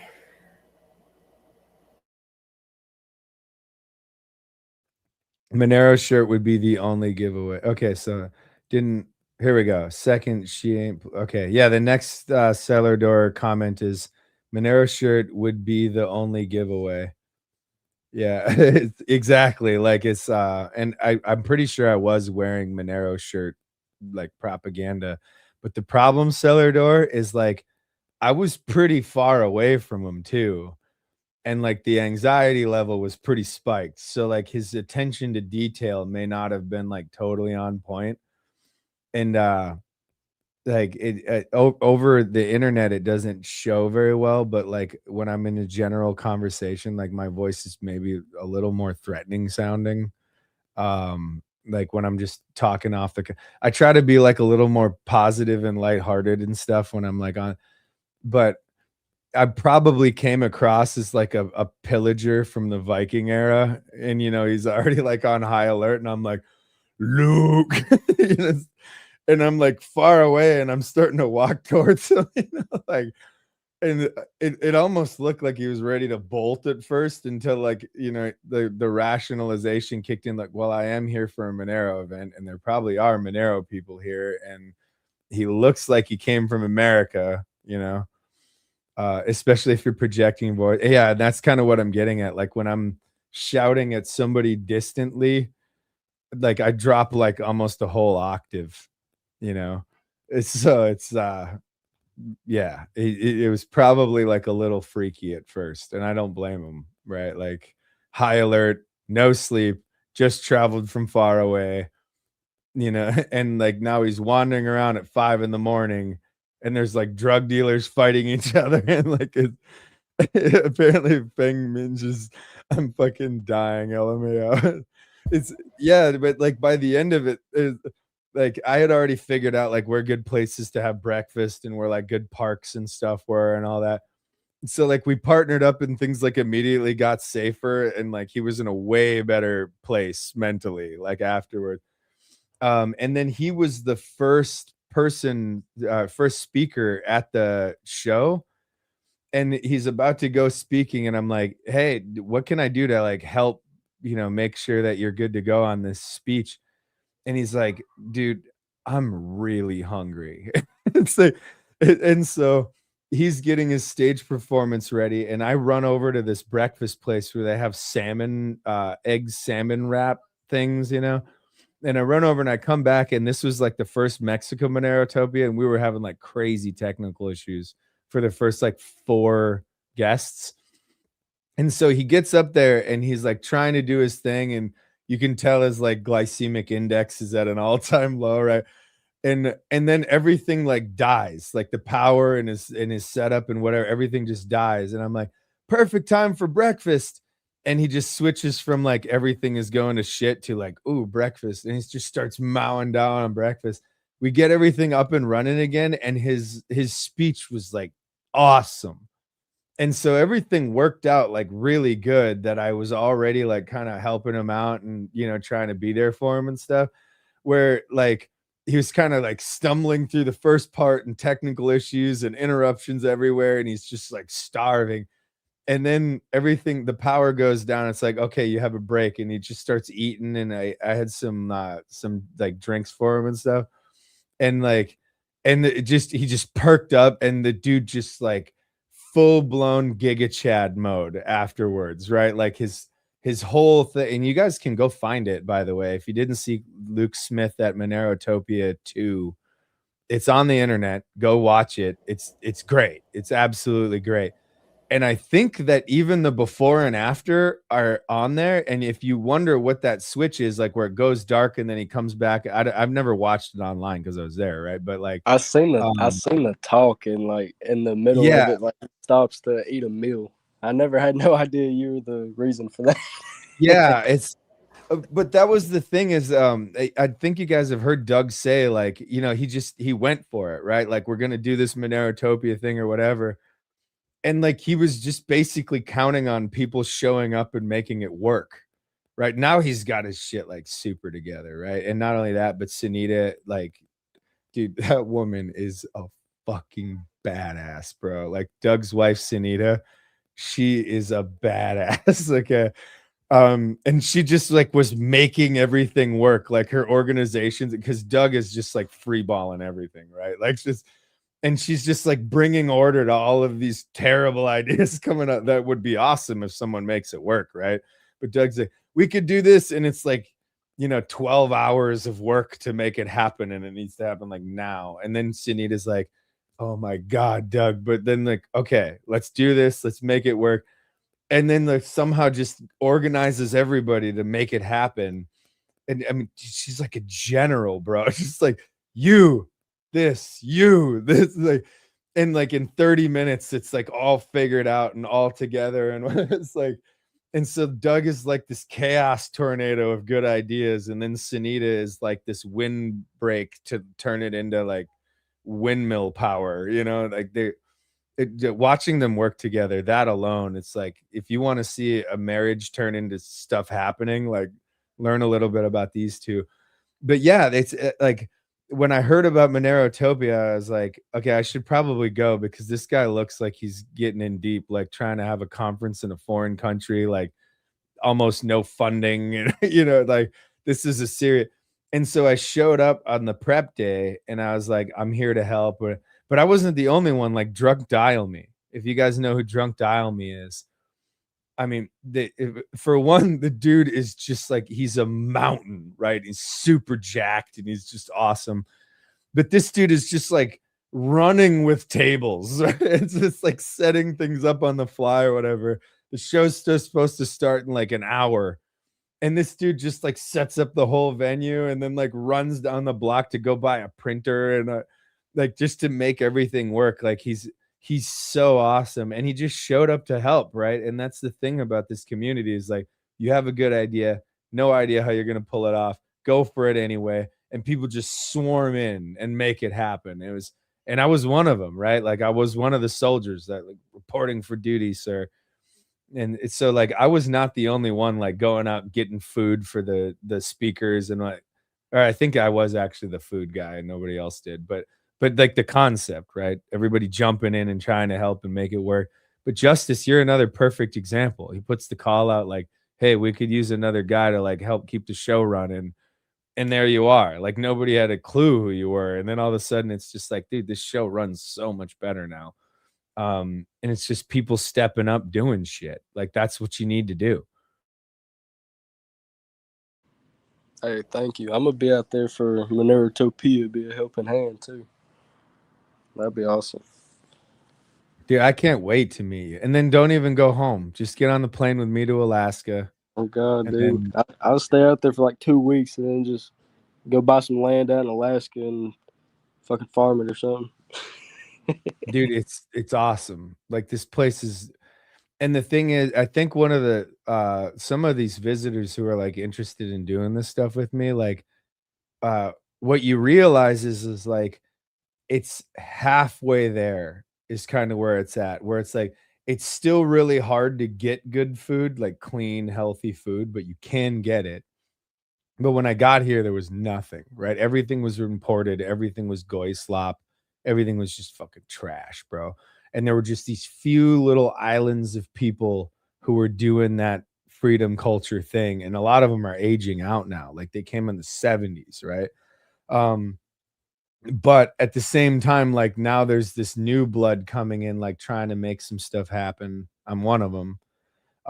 Or another thing is like when you start to realize like how much is available to be developed, how economically viable it actually is. Like some of the things that people believe about what makes Alaska like hard to live in, it's based on outdated information. It's based on outdated ideas and so on. But if you start applying some of the new knowledge that we have, and a perfect example is permaculture. Anybody who doesn't know what this is, look it up right now. Permaculture. Bookmark like permies.com, I think, or actually I'm going to mute for a second. I'll see if I can pull it up.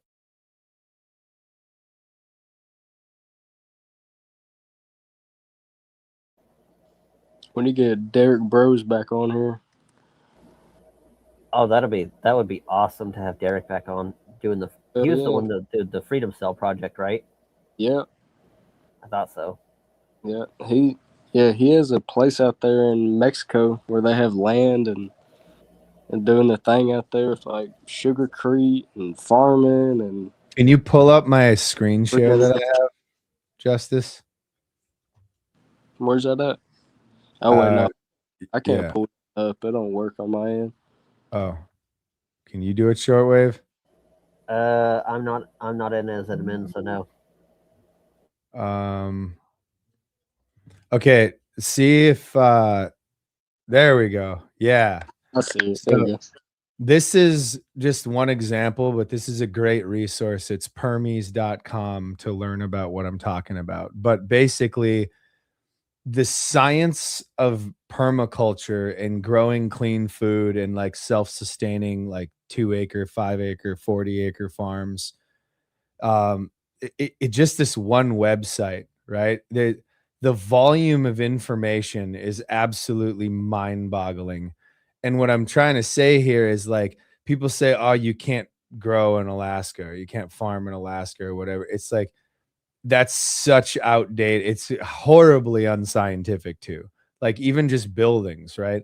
So people think, oh, energy costs in Alaska. Actually, you know, I mean, you can spend almost nothing on your energy costs if you know about how to do buildings and earthships, and even earthships are kind of outdated information. They're just still really cheap and easy to do. But then like how to raise animals in a permaculture way, you know, how to grow, you know, how to cook food with what you've done. You see what I'm saying? Like this is like replete with just mountains of information. And if we start applying some of these techniques to a place with such abundance of land and such abundance of like, even, you know, they'll say, oh, it's hard to get good internet out here. It's like, well, ask some of the people who've been out here to Alaskanon's compound about the internet. Okay. If you know people and you know what you're doing, you can get really, really good broadband. Like even when the power goes out. But on top of that, like if you're not like, you know, 4K gaming or whatever, Starlink will be fine. You know, like you can, a phone hotspot can be fine, although it's a privacy nightmare. So consider that. But like the idea of being able to move the ball down the field on like a freedom centric culture in Alaska, it's so ripe. It's so ready. But what we need now, guys, is soldiers. We need people who are going to like make the plunge, but not just like, don't do it my way unless you're this kind of dude, right? Where you just like jump in with both feet and like, fuck it, let's make it work, right? Try to play to your strengths. Like if you're a good organizer or like you're good at planning things out, then plan it out. Okay. Or if you're good at making money, like, and you have a good thing going where you're at, just set some money aside to like invest in moving out here instead of just like jumping in with both feet. But a coordinated attack is what is necessary right now. This is a place with like the fewest number of bureaucrats. The lawman is way more open-minded to like being like that. You know, most of the people who like are law enforcement out here, they do this stuff, like this Permies type stuff and so on. In fact, a lot of them are on like the bleeding edge of, you know, the small family farm type mindset. So once again, this is here. I'll zoom in a little bit here. Let me so Permies, PERMIES.com. And that's just one website, but it's a good place to start. If you and the funny thing is I've never even used this website, right? I just know it exists, but you know, and they have their own podcasts and stuff. But like Justice was saying, if the cold isn't your thing, I mean, Derek Bro's down in Mexico. I know that it's very religious. So if you're not like a first century Christian, like Orthodox kind of person, maybe it wouldn't be a good fit. But somewhere in Missouri, there's like a bunch of like Christian community thing emerging. That's kind of the same principle. I know that there was another group of people that just bought an old farm in Kansas, and they had been using like pesticides and shit on this farm. But these people were using permaculture principles to clean up all of the chemical waste and successfully got it to the point where you can't test for any of these pesticides anymore. And now they have like an organic family farm going on over there. The only thing left for them is they have to make sure that the water is continually treated because the water table is polluted by all of these forever chemicals and all that shit. But even that you can address. It's just more work and, you know, a little more dollars too if you want to do it fast. Or if you don't want to do it fast, you can pump the water up into like a pool area and you can use microbes and stuff to make that work. But as an example, like, I don't know if you guys know this, but eating okra is one of the only ways that we know of to like remove microplastics from your body. And growing okra will remove microplastics from your ecosystem. So, and by the way, thank an African for that information. Is Hitler, that's the only thing? That was two at once. What? Go ahead, Justice. Oh, I was saying I have some grown. I didn't know that. I just picked some okra. Okra's the only that one. redneck wisdom, like, my body needs some okra. Dude, I love fried okra and pickled okra, all that shit. Me too, bro. Okra is really the only one because okra is like the one thing I absolutely hate. Can't stand it. Hey, Alaska. What's up? You ever heard of pickweed? Never heard of it. Pickweed, or no, pokeweed, I think. Yeah, people make like poke salad out of it. But you were talking about chemicals and like plants that'll like get, like pokeweed is one of those plants that'll like take the chemicals in the ground and pretty much clean that shit up. Mm-hmm. And not only that, but I spent a lot of time in mycology research. So anybody who thinks that Alaskanon is entertaining will prepare yourself for like some of the driest shit you've ever heard in your life. But I spent a lot of time like researching mycology and stuff and the way that like funguses will dissolve plastics and all of these other things. Dude, the amount of research left to be done when I left the field, and it hasn't really moved much since my time, and we didn't really move it much either, but like the amount of knowledge to yet be gained from how much funguses and bacteria could play a role in cleaning the mess that the vampire lizard people overlords have left for all of us, and the dutiful Shabbaskoy that can't wait to kill their own children as fast as humanly possible.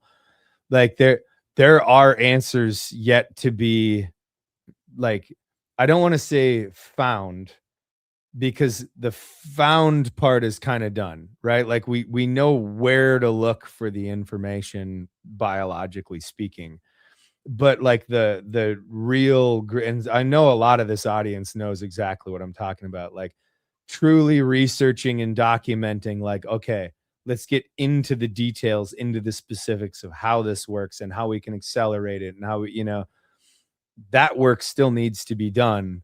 But that said, we already know of all, like, plastic eating bacteria and like funguses that'll take like forever chemicals and turn it into like methane and stuff. Like there's the amount of knowledge yet to be gained is extraordinary.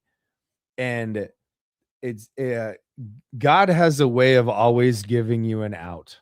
You know what I'm saying? Like if you abandon the consumerist goy-slop culture and you turn back to God and the nature that he made, there's always a solution already there for you. And it just kind of shows you like the benevolence of our creator.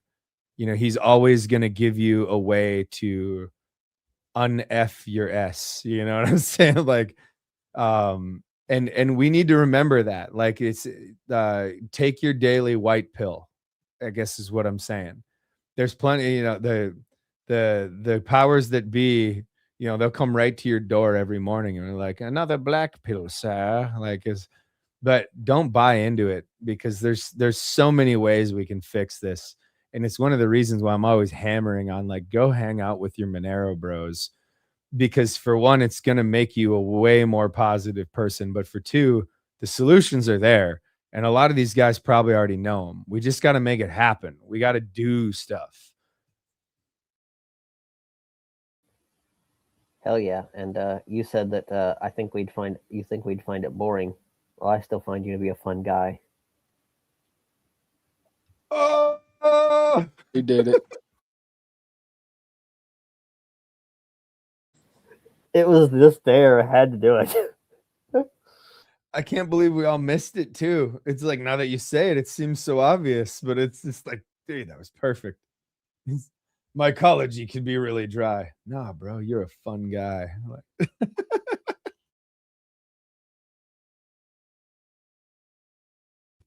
Another one, you know how we always talk about like light pollution on this show?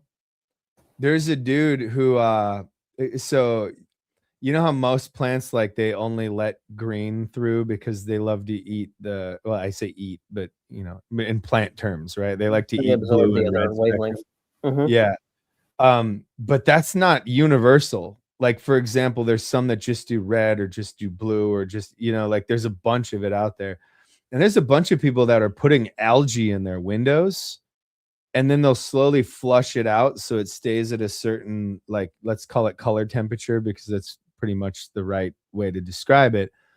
And then they'll take the biomass of the algae that's been growing in their windows, and they'll harvest it for, like, biofuels and stuff. Well, imagine how effective that would be in Alaska for half the year. Like, you have, because for one, you can control your light spectrums. For two, biofuels generated on property. And then for three, in the winter, you've already created a double pane window. And so if you just flush it out entirely and then pump some like argon or nitrogen or something into it, argon would probably be expensive, but like, like using a vacuum, you take something with less thermal bridging chemically and put it in that double pane. And now you've reduced your energy costs by like a lot. And you're letting more light in when it's dark.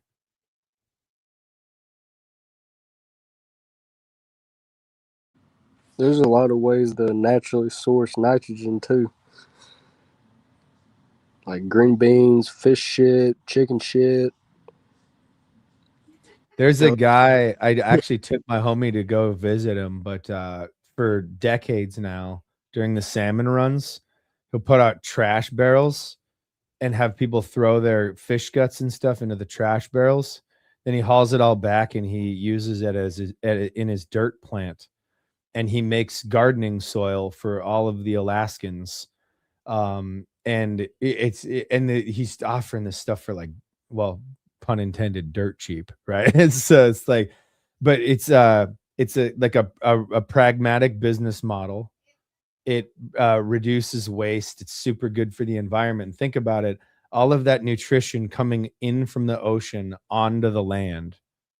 So we got Celador saying, how'd that mean go? It don't matter. If it didn't matter, they wouldn't need to propagandize you. Yeah, that's exactly true. Like, why are these fucking alien zombies or whatever the hell these guys that are in charge are, right? Like, why are they so obsessed with constantly blackpilling you if it didn't matter? You know, like they're revealing to you how much they fear the power that you have to make things better. And then he said, love it. And then the next one, at Justice, you talking a methane generator? But I know I was with the algae, but go on, Justice, if you can answer that. Are you talking about a methane generator? No, I was talking about like aquaponics, but you mentioned nitrogen instead of argon, which you can naturally produce pretty easily. So another way to just have fuel on your property, like what you were describing, and naturally producing nitrogen too. There you go. Yeah, and another cool thing about it is you can use it over and over again until you do use it for a fuel source. You know, you can use it like in your windows, and then like another thing is nitrogen can be really useful for packaging stuff that oxidizes. And most people don't realize, like, without having to damage most products, you can pump the oxygen out and then pump nitrogen in, and your food or whatever it is will, and you can't use it for every food, but like it's another great source of like prolonging the shelf life of fresh foods. Yeah, it keeps it from going stale or whatever. Yes. Another one, Celador says free stove gas. Yes. And you know, there's another one too about like the evolution of waste oil burners. Most people are way behind on the tech on waste oil burning. Like the tech on waste oil burning is like way beyond what people think it is now. Another one, oh yeah, Justice says in the chat, now more like aquaponics, but that sounds awesome. And then Bronero says, check it out, opensourceecology.org. I know that also to be a good resource, opensourceecology.org. Ladies and gentlemen, educate yourself. There's freedom awaiting here in Man Mecca. At Bronero, thanks for this. And then Justice for real. So welcome. Maybe we should start free open source hardware phone with it. Maybe a good option to start. Not only FOSS, but also FOSS. Yeah, H. Yeah, I think so. PureOS tried, or Purism tried to do it, and in my opinion, totally failed. However, the guys over at Pine, like Pine Phone, they're killing it. They're really trying to target the affordability model, and which I think is absolutely the right direction to go. I think one of the biggest problems with graphene right now is even low-end devices are pricing the poor out of the market, and it needs to be addressed. And so people think, when they think poor, they think like America poor, the people who are working on these projects. And it's like, no, like we're talking Euro poor or Africa poor, or worst of all, Canada poor. Yeah, because you need like 1.5 Monero to buy a pixel. Yeah, and the thing is like we've got to keep pushing that price down. We got to get it to where we can make these things ubiquitous. Go ahead.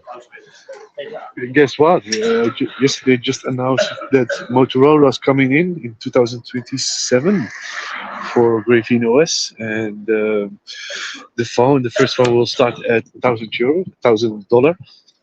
So that's way higher than the Pixel phone right now.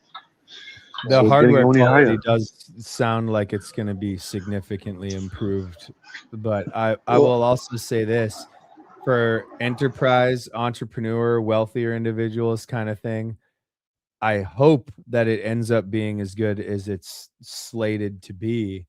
But once again, if we want to win, we can't leave our poor broke ass Monero homies behind. We can't do it. We've got to do what we can do to keep that affordability available. And then when I was doing Get Graphene OS, getgrapheneos.com, which I hope to spin up again someday, the problem is the lack of devices. You just could never. And the thing is I still move every single Pixel phone I get. Like if it is graphene compatible, it takes minutes for that thing to be gone. But the thing is over half of those phones we were giving away to people who just literally can't afford it. Like really young people who are in an economic climate where they can't get a job and they're in a country where it's hard to work for, and willing to work on apps and stuff, but can't even get like a single device in their hands. So probably over half of the devices that getgrapheneos.com was doing were given away to the community, to poor people. And it's a serious problem. And PinePhone is the only people. Well, I shouldn't say that. The Monero Noto was shockingly affordable. And props to Doug and now those other guys for having pulled it off. Like, considering the hardware that you were getting and the specialized everything, and it was built to suit the market. With the volume that they were ordering at, it's surprising how cheap they managed to make a Noto. And they did, yeah, for real, dude. It was a steal because it was a device built for purpose that made it easier to run a node, that worked and made it to the finish line. And Purism, they couldn't even get like a half decent phone on the market for less than $2,000. Because if you're not buying at scale, a lot of people don't appreciate just how much more expensive it is to pull something like this off. So Cellardor also says Pine OS using Snapdragon hardware. Are they secure on the hardware level? My answer is secure enough to get further on our goal. Never let perfect be the enemy of good. If somebody can get a product to market that is in any way an upgrade, we need to be thanking them and politely, kindly helping them get to the next level of privacy. I'm seeing way too much in this community of like purist bullshit, keeping something that would improve our situation from getting to the market. We have to stop. And if people doubt me, like, dude, I can be just as purist as the next guy, right? Like I'm living it as much as I can. But it reminds me of some of the stuff I was saying about goblin cards. It's like, would I use it? Hell no. Like the privacy is just not at the level that I personally demand. However, if that's how somebody wants to get into Monero and they need an off-ramp in order to be able to adding to the circular economy, whether or not the vendor is accepting Monero peer-to-peer, the point is Goblin cards moved the ball down the field. And until you catch them doing something truly dirty, get off their ass. All right. Don't lie to people. You need to be honest about the fact that it is not private and it's not going to be private. But I'd point out, being able to use Monero and run it like a Visa card is an upgrade for most people. And so stop talking so much shit. Like, tell them the truth, but also there is somebody who did the work to move the ball down the field. What you should say is, thank you. How can we improve this privacy? What can we do next to improve this privacy? By the way, if you're not going to help, then go find something that you can help. Okay. Say what you need to say about the privacy. Say what you need to say about, remember, like, the funds that you put on the Goblin card could disappear. That's another thing people need to acknowledge about these cards is it's effectively a debit card. You're making a deposit and you're hoping that the system keeps working. But apparently it was working. I've never used it. Too much privacy concerns. But I'm not going to hate on a dude who's adopting Monero trying to make it easier for other people to adopt Monero, that's a good thing. So we get to the next one. So that's my point about the Pine phone, is it's an upgrade for most people. It's affordable. We should be helping them. And then the next thing, go ahead. I have something to add there. With Pine phone, it's like you're avoiding the spyware because it's free software. But could it be broken into? Yeah, that's why there's graphene. But it's a step in the right direction, so that's good. And especially if it's affordable. Hell yeah. I think Pine needs to make a newer device, because as far as I'm aware of, the last device they released was like 2018 or 19 or something. There's another thing about all this that does get to me a little bit too, which is sometimes people speak from a position of authority on the privacy thing, but they don't understand how a lot of these devices are being used. So for example, maybe you have a bot account that you're using to help manage like a forum somewhere or whatever. One of these cheap ass little devices, constantly plugged in, constantly online, you're not worried about the privacy. But you want to be using open source tech and you want to be able to get into the guts and the back end and so on. Not everything all the time has privacy concerns, because you're not using it for something that requires any level of privacy. So another good example is these Pine tablets.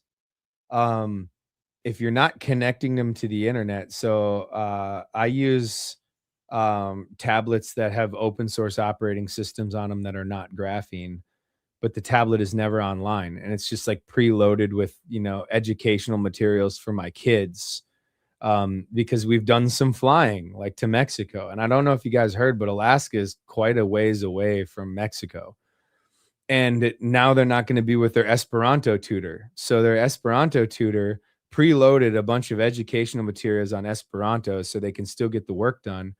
It's still better to have a real human teaching Esperanto, but you don't want them to get rusty. You don't want them to forget. I don't know Esperanto. So like you give them a tablet, keep it offline. It's preloaded with a bunch of educational materials or whatever. This is another space that Pine is meeting a market need and is doing it in a way that is freedom respecting. Whether or not they've addressed all the privacy concerns is irrelevant in a lot of these use cases. And sometimes you need to think about how the product is actually going to be used before you just like, why would anyone want a Pine phone? It's not secure. It's like, well, it doesn't have to be secure in a lot of the examples I just gave you. Like it's like some random generated Gmail account linked to some BS Twitter account that like responds to your feed or sends out updates or whatever. Like, who cares if it's secure? Nobody cares. It's like literally just a bot. That's all it's there to do. Like, and if it's not secure, you burn the account and you start up a new one. And not everything has to meet these high standards to serve an incredibly valuable function in our freedom community. And I'd like to remind you, Amazon's got an army of 10 trillion bots on the internet. How are we supposed to compete if we don't at least have the option to build some bots and have them running on a device that's a freedom respecting device? It's over there in the corner doing its job. Like, I don't care how secure that device is.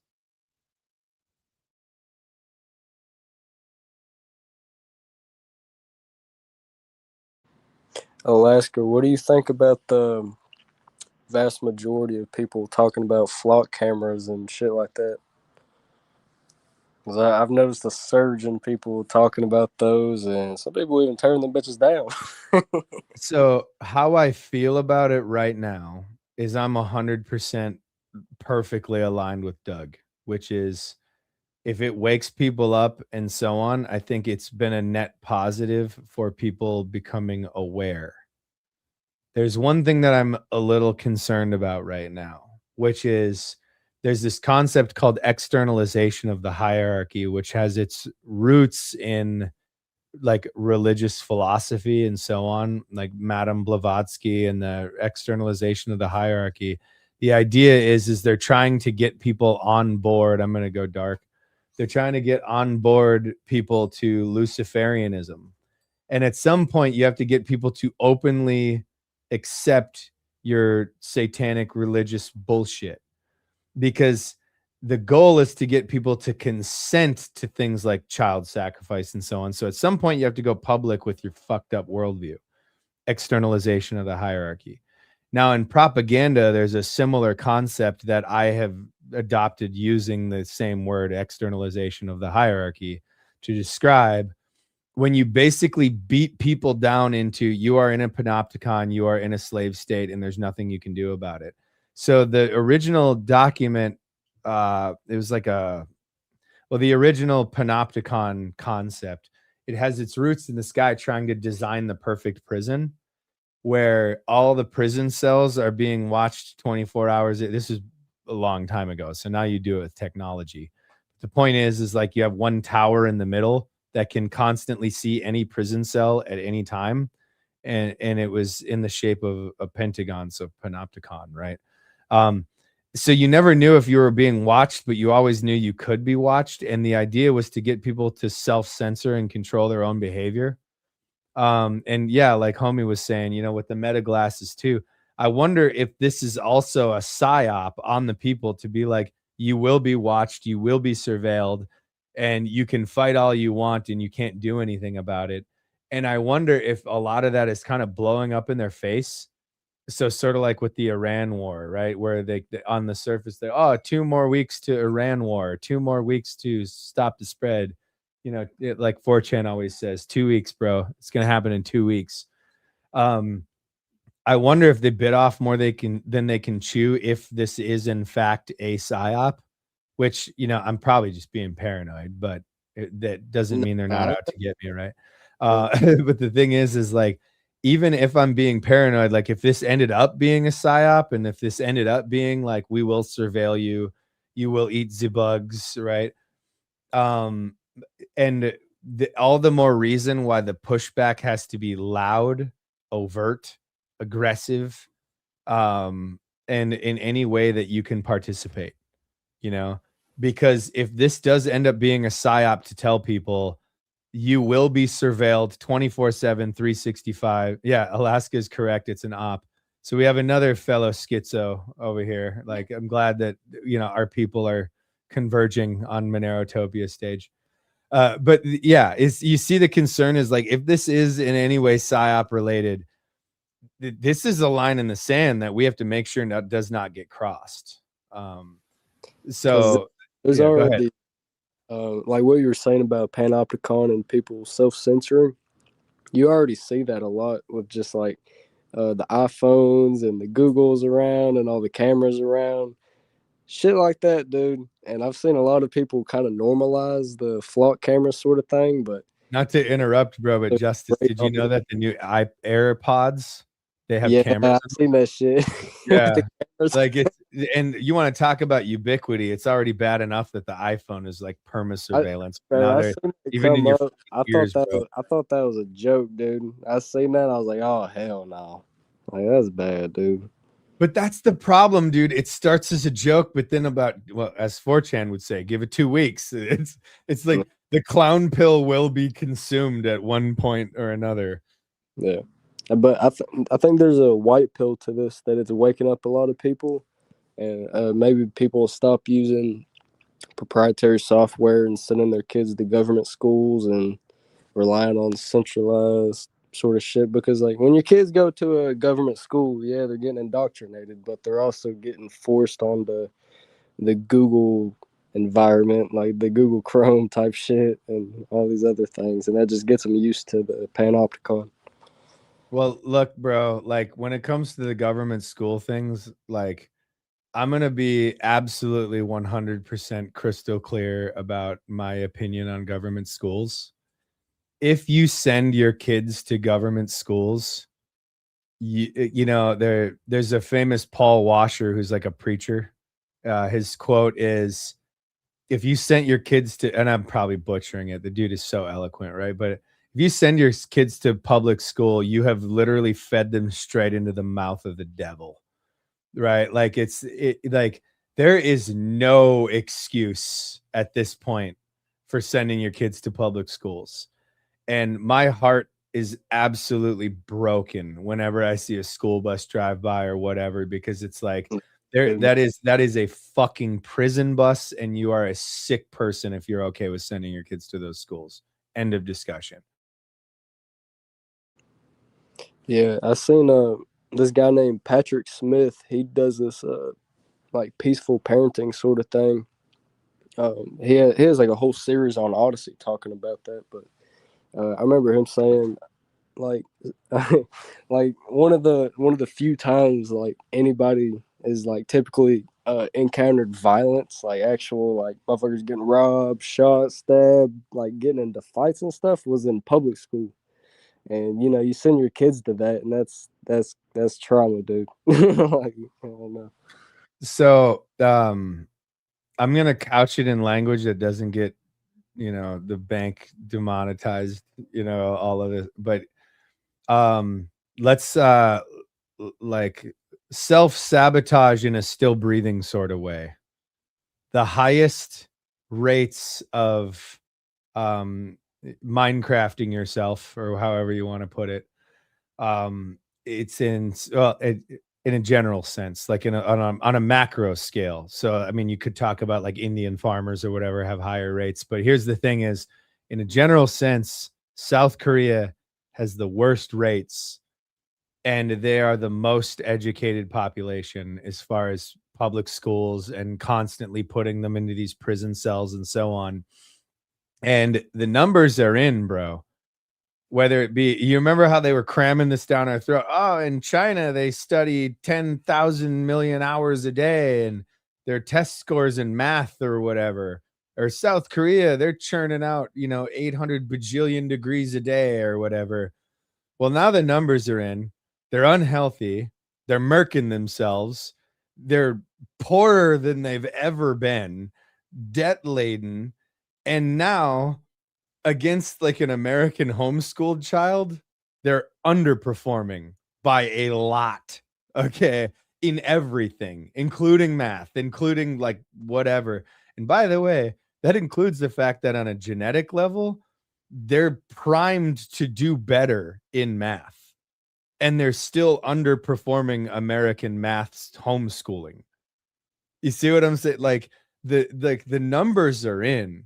All of the stuff about overeducating your kids is bull. Okay. It's all nonsense.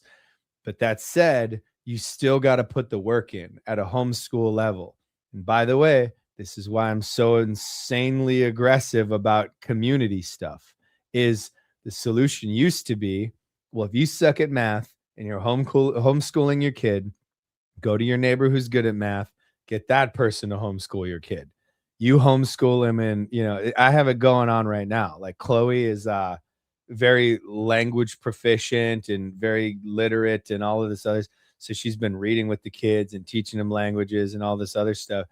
And like biologically, they ain't even her kids, but she's pouring herself into these kids, and the results are there. Now, on the other hand, Monerotopia, like, you know, PE, she's pretty good at the math study stuff, all of this. Well, I mean, she's Asian, right? Like, but the thing is like, she's taking the stuff that she's really strong in her wheelhouse. But the other thing is like, people say, oh, where do I find time to clean and cook and, you know, raise my kids? Have them clean with you. Have them cook with you. These are life skills, aren't they? The kid's going to need them, aren't they? Right? If you add 10 minutes to your meal prep so you can teach the kid how to cook until they stop showing interest. You see what I'm saying? Like, but communities used to be the solution. And that's why the devil went after the communities first, right? He's going after, I turned off the camera so she could come in, and then just turns around immediately. But the thing is the communities were supposed to be helping each other raise these kids communally, following the values of the community. Parent your children. Let yourselves or your community, and people you trust, not the government parenting your children is like the most black-pilled thing of all, right? Hell yeah. By the way, we've been on for a little over 4 hours, guys, so we might want to consider wrapping it. I forgot to turn down the rant juice. Sorry, guys. Oh, it's all right. Any closing words? God bless you all, and thank you for tuning in. And I'm sure Doug is going to announce the date of the Monerotopia any minute now, and we can all buy our tickets yesterday. Tune in next Doug. week. Doug's gone, bro. Peace, love, and Monero. Hell yeah. Teach your kids math and farm. And Jesus. Thank you for joining us on this week's Monerotopia episode. We stream live shows every Saturday at 11 a.m. Eastern. You can find and subscribe to our show on YouTube, Odyssey, Rumble, Twitch, iTunes, Spotify, or wherever you listen to podcasts. Don't forget to follow us on X or join us in the Monerotopia Telegram group. See you all next week.